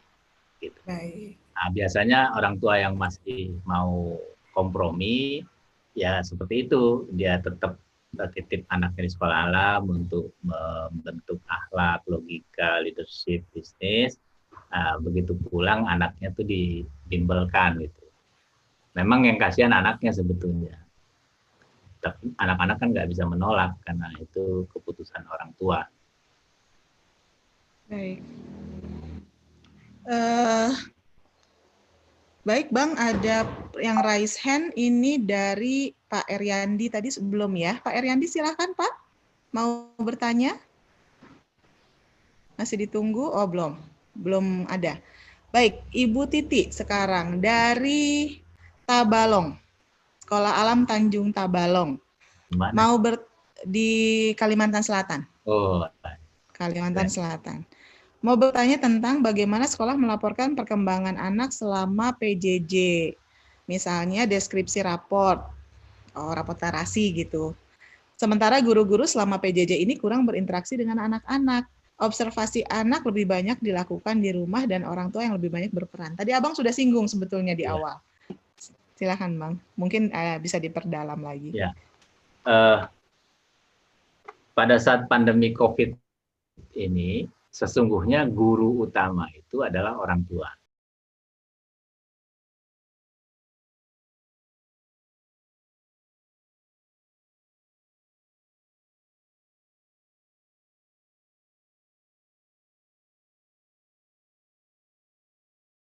Untuk membuat penilaian yang jujur kepada anak-anaknya. Nah, itu bisa melalui sekolah orang tua atau apa. Jadi kita kasih tahu kepada orang tua cara menilai anaknya dengan baik dan tepat gitu. Nah, dengan itulah nanti kita akan mendapatkan hasil yang benar-benar jujur, benar-benar tepat tentang kondisi anak-anak kita itu. Jadi memang bukan kita nggak bisa menebak-nebak, kita nggak bisa melakukan intensitas tatap muka yang lebih banyak dan sebagainya, itu semua ada di orang tua. Nah, konsep belajar bersama keluarga inilah yang sebetulnya menjadi solusi terbaik bagi orang tua, bagi sekolah untuk berkolaborasi meningkatkan kualitas pendidikan menjadi lebih baik dibanding sebelum pandemi. Baik, terima kasih ya Bang. Selanjutnya dari Abi Reza SA Anaba. Nah ini mengenai pemanggilan guru di sekolah alam. Apa sih bedanya secara hakiki antara fasilitator dengan guru? Kenapa sekolah alam disebutnya fasilitator? Kenapa Bang?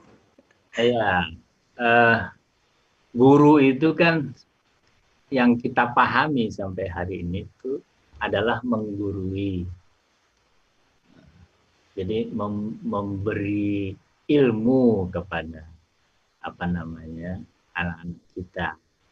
Nah, kalau fasilitator itu adalah mendampingi anak-anak untuk mencari ilmu secara mandiri. Jadi goals-nya itu beda.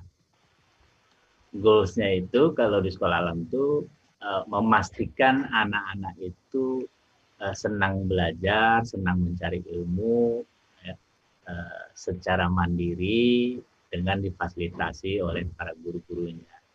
Nah, kalau guru itu lebih banyak nanti dia bicara, menyampaikan ilmu, anak-anak mencatat Jadi ini dua hal yang sangat berbeda. Outputnya itu juga berbeda, sehingga kemampuan belajar secara mandiri itu akan terbangun secara optimal kalau kita menggunakan pendekatan fasilitator. Nah, itu kenapa pertanyaan pertama gitu kan, anak-anak cenderung didikte gitu ya. Nah, itu mestinya terjadi dengan pendekatan fasilitator, karena kita memberikan ruang yang luas kepada anak-anak untuk belajar secara mandiri. Gitu. Baik, jadi itu bedanya guru dan fasilitator. Jadi kita memanggil pendidik ini di sekolah alam sebagai fasilitator. Baik, selanjutnya dari Ibu Ririn. Mengenai observasi anak, selain fasilitator di sekolah, siapa saja yang bisa menjadi observer? Itu yang pertama. Yang kedua, perlukah psikotes dilakukan kepada anak saat hendak masuk sekolah? Pertanyaannya dua. Kalau siapa saja yang berkewajiban untuk mengobservasi anak gitu ya, ada sebuah teori yang menarik. Dibutuhkan satu kampung ya, untuk mendidik anak-anak gitu. Jadi seluruh stakeholder, baik orang tua, sekolah, masyarakat, siapapun itu sangat dibutuhkan untuk mendidik anak kita. Adab dia terhadap orang tua, adab dia terhadap guru, adab dia terhadap masyarakat, itu semua adalah orang-orang yang pantas melakukan observasi kepada anak-anak kita. Ya. Tentu kita sesuaikan masukan mereka apakah sesuai dengan Al-Quran dan hadis. Misalnya ada masyarakat bilang anaknya Pak Lendo nakal. Menurut Al-Quran hadis nggak ada anak nakal. Yang nakal itu kan orang dewasa, gitu ya. Karena anak-anak itu belum mengenal pahala dan dosa. Itu saja sudah salah sebetulnya orang dewasa itu atau masyarakat itu menjudge anak-anak kita itu. Ya, seperti yang dilakukan oleh Bu Risma terhadap anak-anak yang demo itu. Itu menurut saya karena Bu Risma bukan seorang fasilitator yang baik, jadi dia salah kaprah itu. Padahal menyatakan yang hak itu kewajiban semua orang gitu. Kalau dibilang anak-anak SMA nggak ngerti apa-apa, itu keterlaluan juga. Gitu. Jadi itu hal-hal yang harus kita hindari kalau kita mengerti bagaimana proses tumbuh berkembang anak sesuai dengan sunnahnya. Kapan mereka itu masih fitrah, kapan mereka itu sudah punya konsekuensi pahala dan dosa dan seterusnya, itu ada semua. Gitu. Baik. Jadi perlu nggak pakai psikotes, Bang? Kalau psikotes itu sebetulnya kan sebuah tools ya, yang kalau Abang alami sendiri gitu ya, itu untuk menemukanali perilaku negatif dari setiap orang. Jadi yang didapat dari psikotes itu sebetulnya perilaku negatif. Beda kalau talent mapping, pemetaan bakat, yang didapat itu adalah perilaku positif. Nah, sehingga kita tahu mana yang benar, mana yang salah dari proses itu. Sehingga tidak ada tuh istilahnya kalau kita ikut istilahnya apa tuh, psikotes gitu ya, psikotes tuh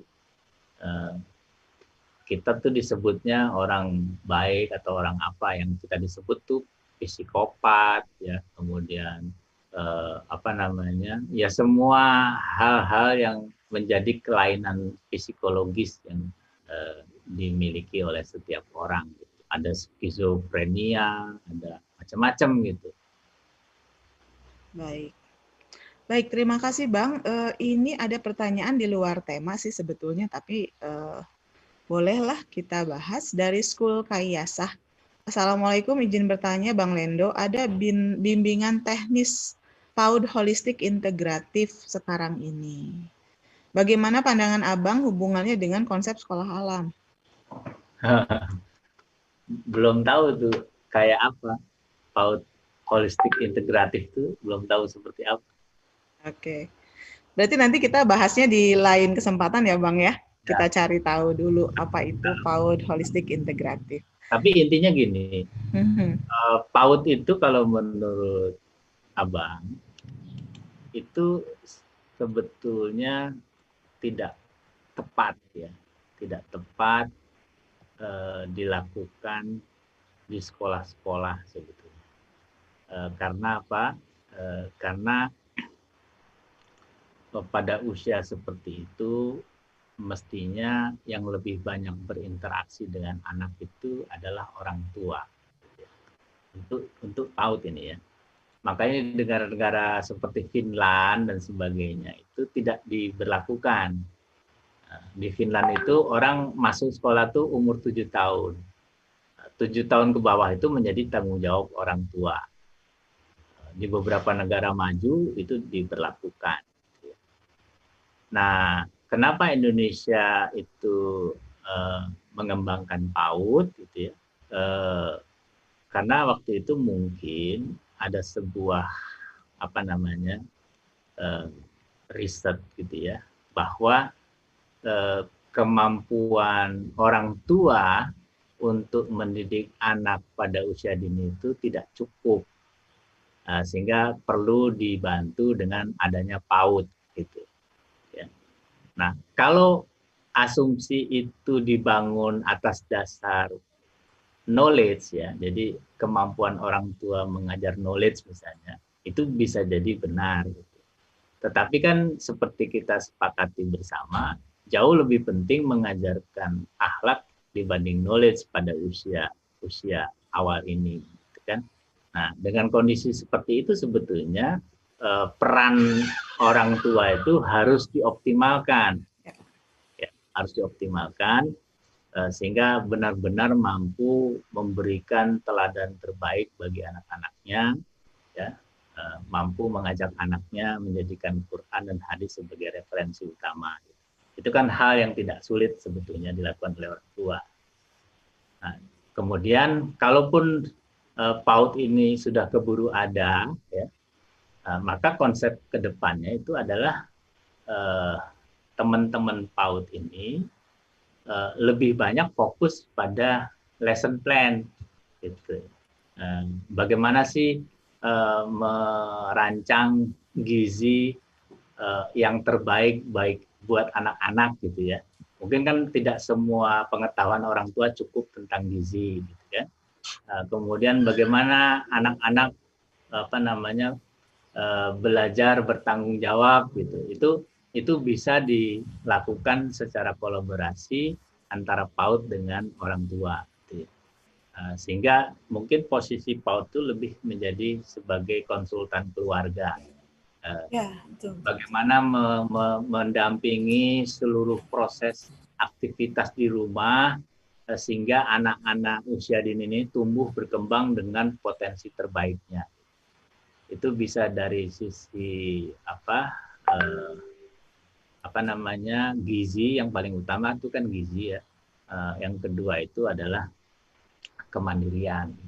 Nah, dua hal itu saja sebetulnya yang harus menjadi keahlian utama konsultan-konsultan keluarga kepada pegiat PAUD yang ada gitu ya. Itu sih mungkin yang bisa Abang sampaikan. Baik, terima kasih Bang. Selanjutnya ini yang masih raise hand Pak Eryandi, apakah jadi bertanya? Assalamualaikum Pak Eryandi.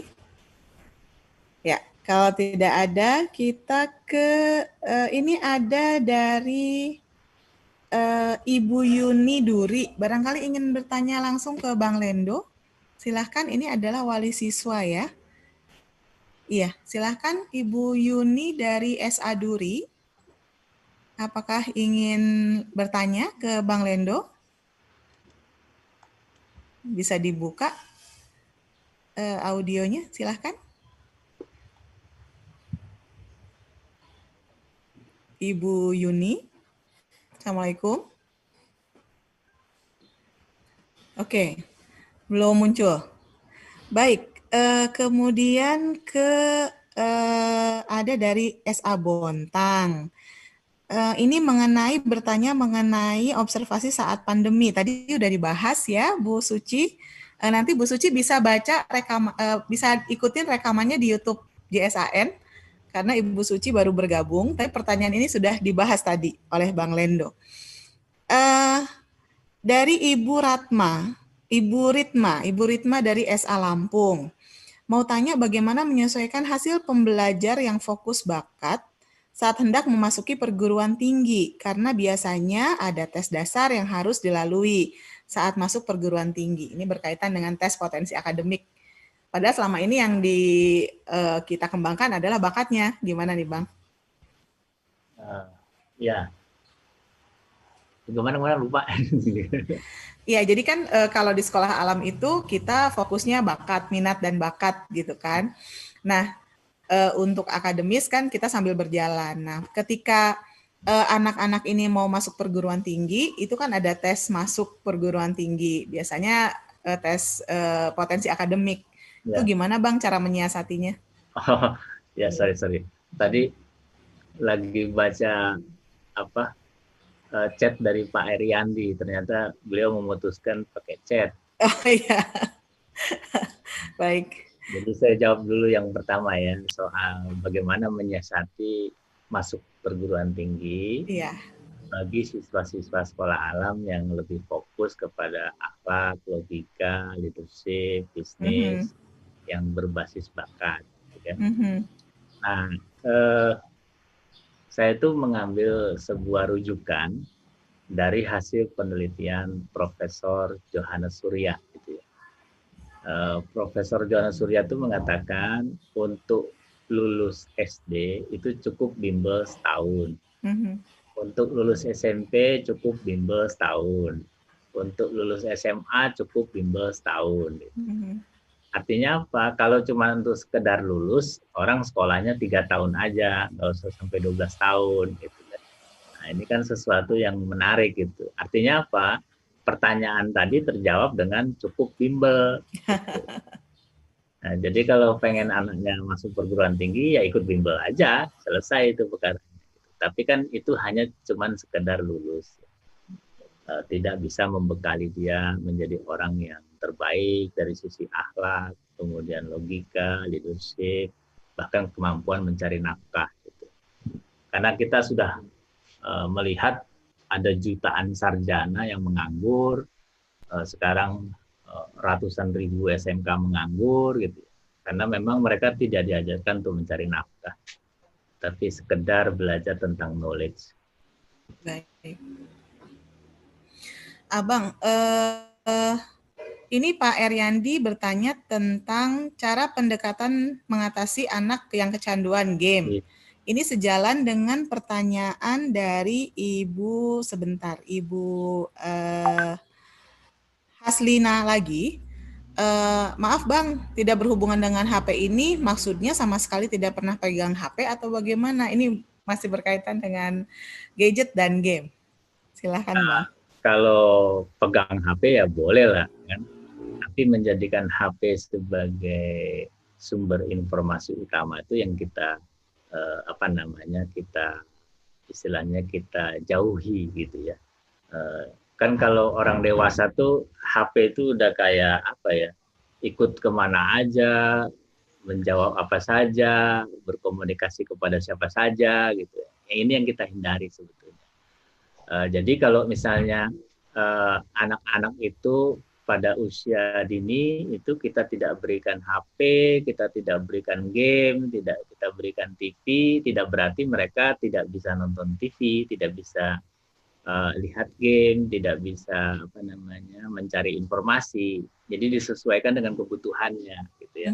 Apakah seminggu sekali kita surfing di Google bersama anak-anak, kan seru juga, gitu ya.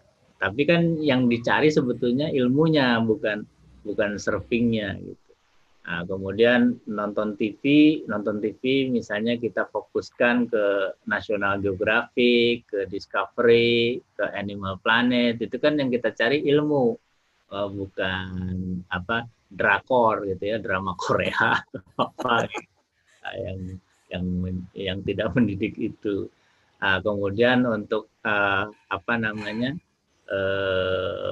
game itu ya, kalaupun perlu kita kenalkan game itu ya mungkin seminggu sekali, sebulan sekali itu ya. Dan tentu game itu ya harus kita pilih yang benar-benar memberikan manfaat gitu, tidak hanya sekedar tembak-tembakan, bunuh-bunuhan dan sebagainya. Gitu. Jadi tetap ada keseimbangan di situ, tapi bisa tidak menjadi keutamaan, gitu ya. Keutamaannya justru interaksi orang tua sama anaknya, gitu. Bisa main bareng sama anak, gitu kan. Dengan main bareng sama anak kan dia tidak perlu main game, tapi dia bisa main bersama orang tuanya, gitu. Kemudian mencari informasi di Google bareng-bareng, gitu ya. Seperti misalnya sekarang nih, kalau Presiden Emmanuel Macron itu menghina Rasulullah, ya, itu hukumannya apa gitu, kita search itu di Google, oh ternyata hukumannya hukuman mati, ya, bagus gitu kan.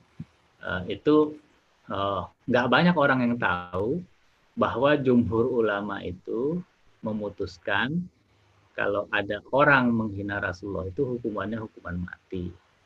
Nah, sehingga yang terjadi kita lihat di TV di mana-mana, orang menyalahkan yang membunuh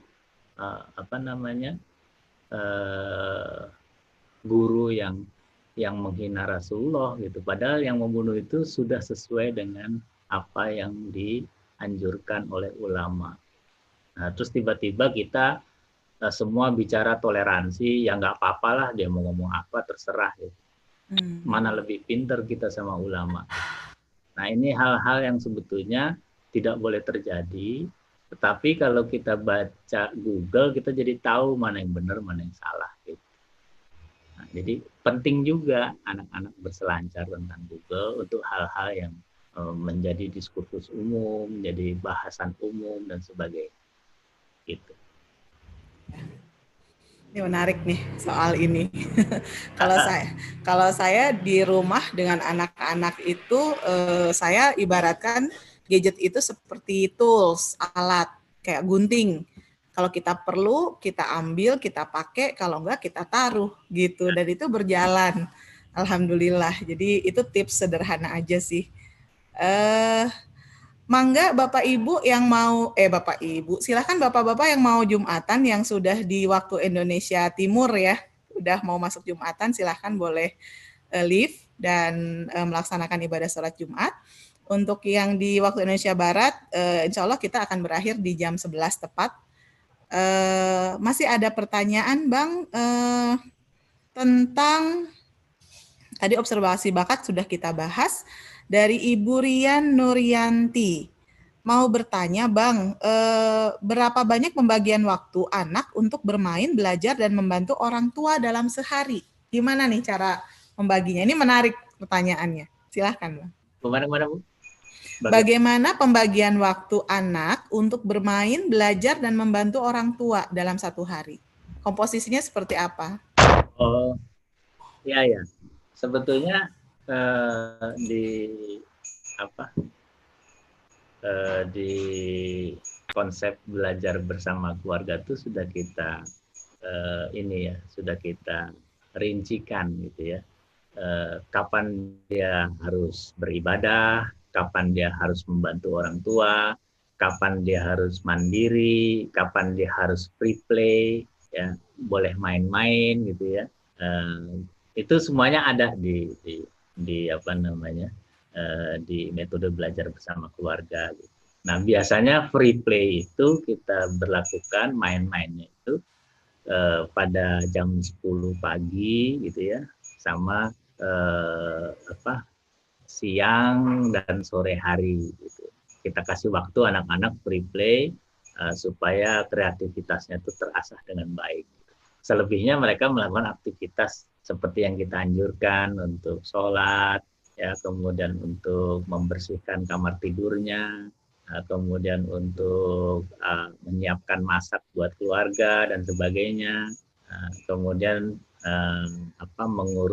misalnya mengurus petnya, peliharaannya, tanamannya dan sebagainya. Itu sudah terstruktur dengan baik. Tapi tetap harus ada free play, karena free play itulah yang menjadi waktu yang paling ditunggu-tunggu oleh anak-anak. Gitu ya. Itu Bu. Gitu. Sebetulnya asik sih, kita belajar bersama keluarga itu sangat menyenangkan sekali ya Bang ya. Sangat menyenangkan sekali. Kami mengalami itu secara langsung gitu. Betul. Sejak ada pandemi ya bonding antara orang tua anak makin bagus, makin kuat. Tiba-tiba abang juga jadi bisa masak yang tadinya nggak bisa masak. Ya seru aja jadinya. Betul. Saya bilang sama orang tua yang terus-menerus pengen anaknya sekolah secara normal gitu, sebetulnya kita ini lagi diberi kesempatan banget untuk benar-benar bonding sama anak-anak nih udah 8 bulan ini gitu. Luar biasa. Baik. Setelah pandemi COVID itu bisa bertanggung jawab gitu. Betul sekali. Tadinya abai malah sekarang jadi bertanggung jawab. Karena kalau melakukan dia juga bete kan. Betul. Bang, ini ada pertanyaan menarik sekali nih Bang. Pertanyaan selanjutnya. Mungkin ini bisa jadi pertanyaan terakhir ya. Assalamualaikum. Bang mau tanya, ini dari Ibu Yuliza Fitri. Bagaimana cara menyikapi seorang ayah yang sehari-hari sibuk main game? Mungkin ayahnya gamer ini ya. Dan anak minta belajar sama si ayah.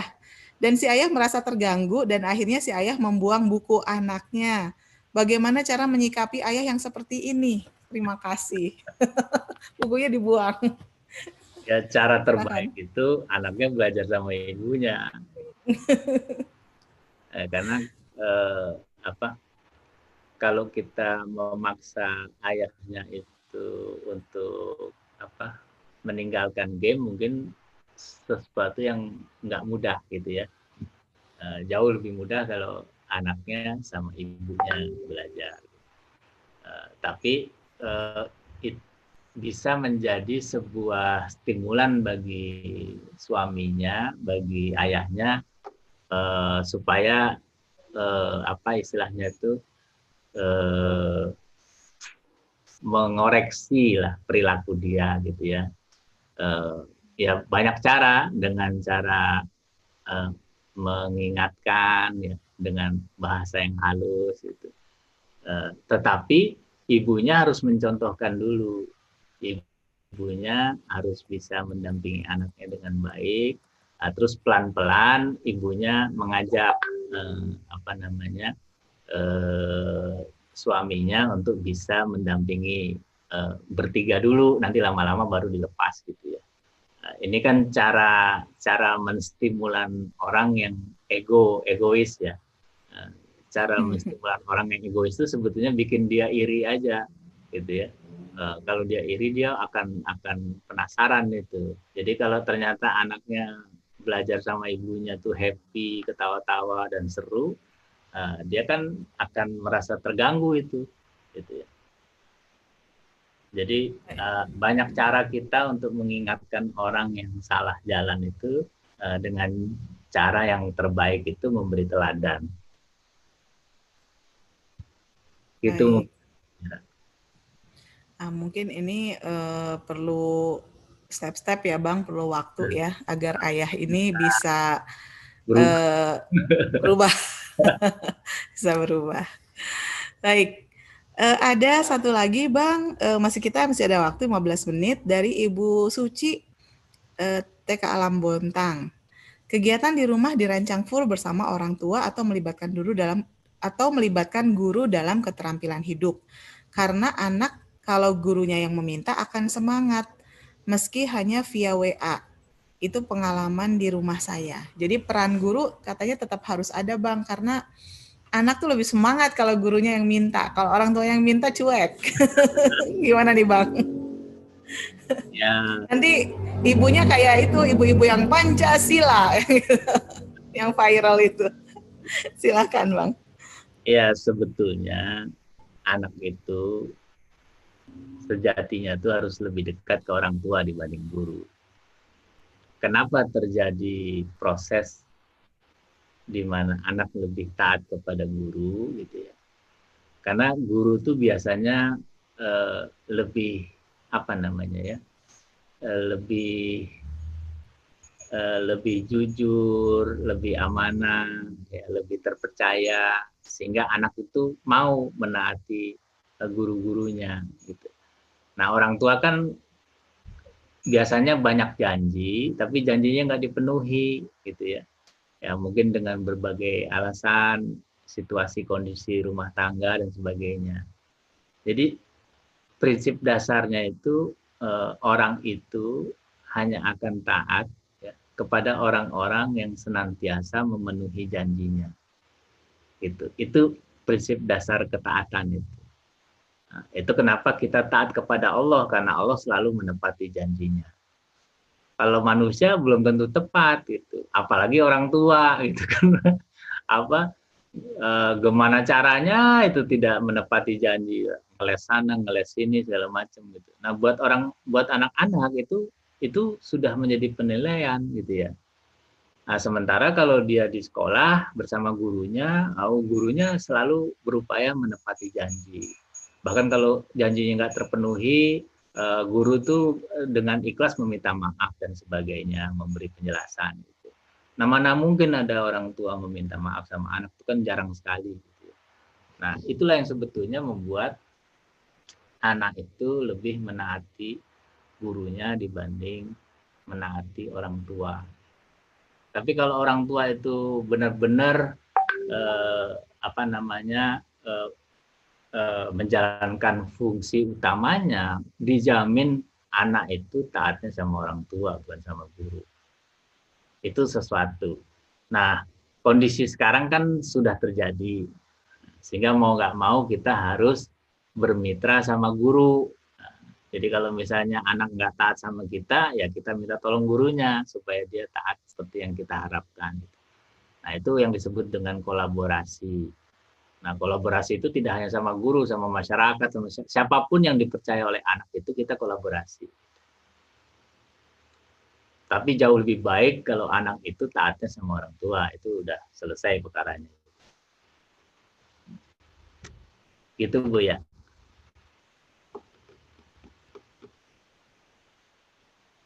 Bu Mira masih di mute. Bu Mira? Baik, iya. Masih di mute saking asiknya. Dengerin tuh tadi bahwa anak harus sejatinya sebetulnya harus lebih taat pada orang tua daripada kepada guru ya Bang ya. Baik, karena waktu nih Bang, sudah jam 10.49 menit. Pastinya masih banyak pertanyaan dari para pejuang sekolah alam di sini, dan juga di sini ada orang tua. Terima kasih para orang tua yang hari ini bergabung.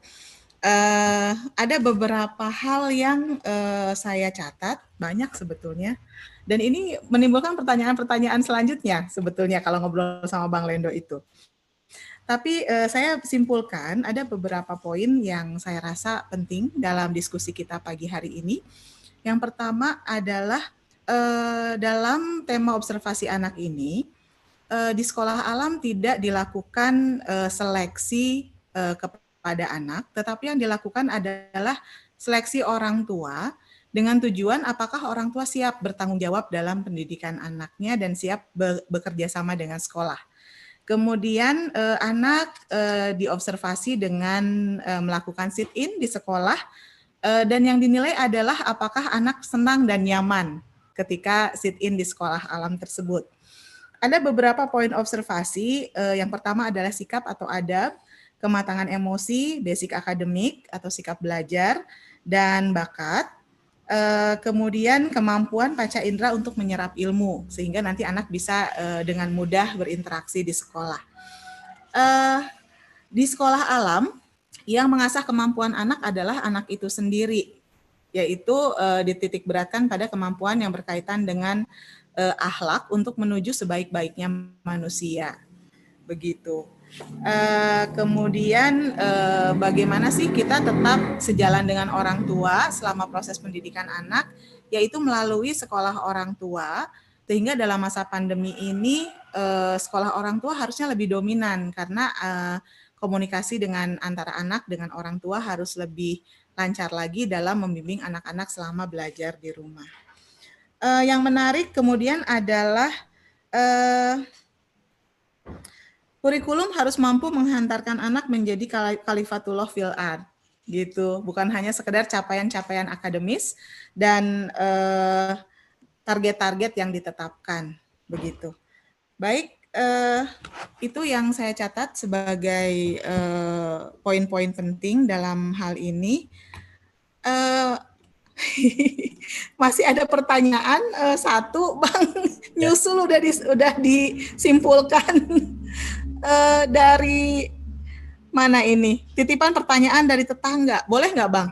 Tadi saya udah simpulkan loh. Boleh ya? Boleh ya? Baik, terima kasih Bapak Eko Pratono. Ada titipan pertanyaan dari tetangga. Bagaimana menurut Bang Lendo terkait keikutsertaan anak lomba, misal Olimpiade Matematika, sehingga menguras waktu karena harus ke Olimpiade? Jadi kerjaannya Olimpiade gitu. Dan itu kebanggaan orang tua loh, Bang, pada umumnya. Terus satu lagi, bagaimana caranya jika anak game sudah ke profesi dan dapat uang dari situ? Jadi gamer. Dua, Bang. Yang satu tentang Olimpiade dan anak fokus ke situ sehingga waktunya tersita di situ, dan tentang games, anak suka games dan sudah jadi profesi. Dua, Bang. Pertama itu tentu salah satu bakat seseorang itu adalah bakat kompetisi, gitu ya. Nah, itu sesuatu yang juga Allah berikan kepada orang-orang yang memang senang berkompetisi. Nah, kompetisi itu apapun jenis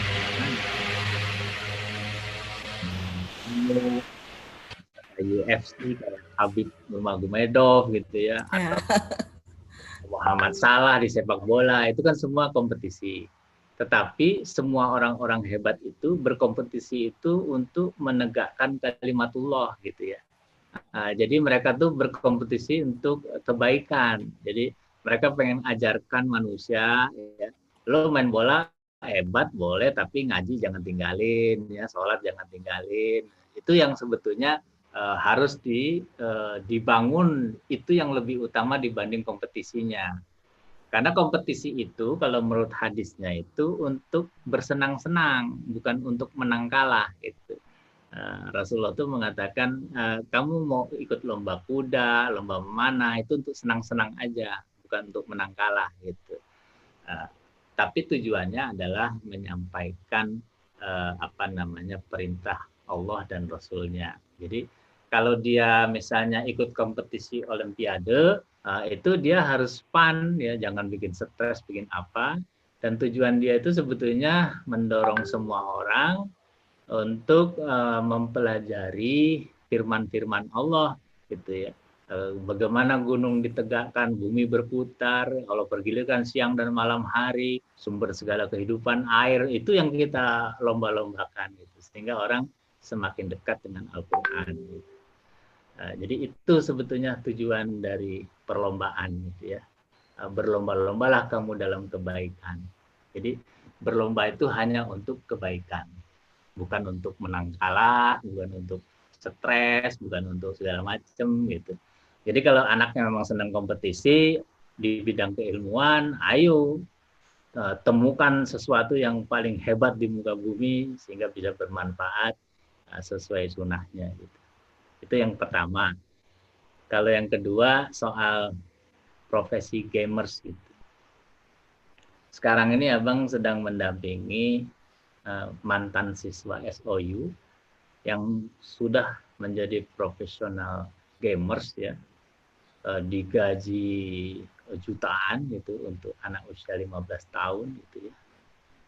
Tapi dia akhirnya memutuskan berhenti dan kembali ke pesantren karena dia merasa dosanya sudah terlalu banyak gitu ya.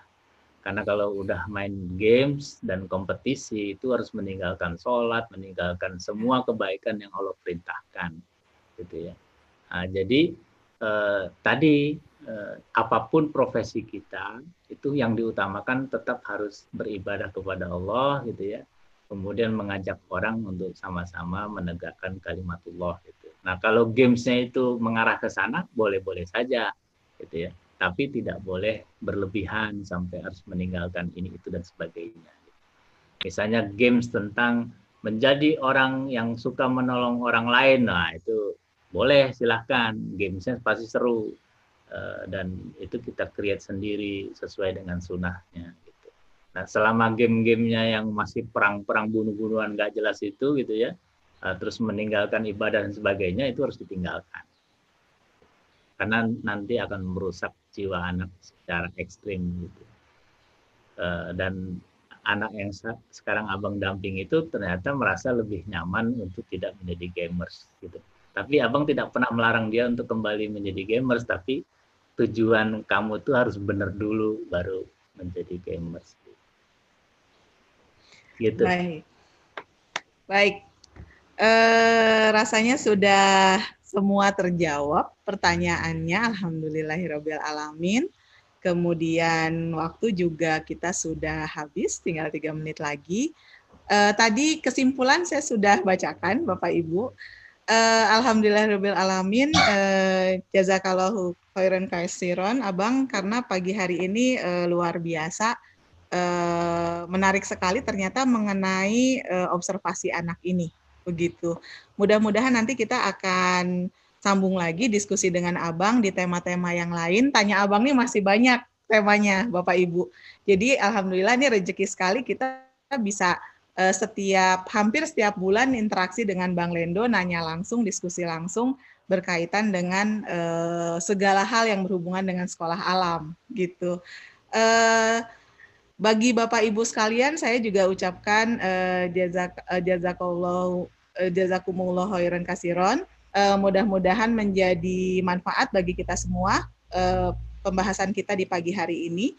Silakan apabila ada pertanyaan-pertanyaan lanjutan, boleh Bapak Ibu ajukan, japri ke saya boleh, atau japri ke Bu Hesti boleh, gitu ya, atau japri ke Pak Okwan boleh.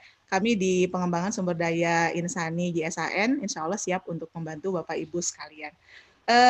Kami tutup pertemuan pagi hingga siang hari ini dengan bacaan istighfar, astagfirullahaladzim, astagfirullahaladzim, astagfirullahaladzim.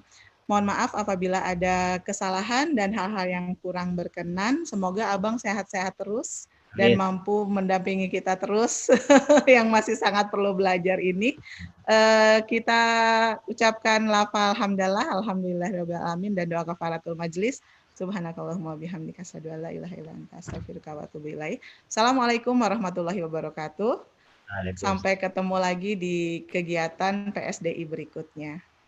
Ya, amin.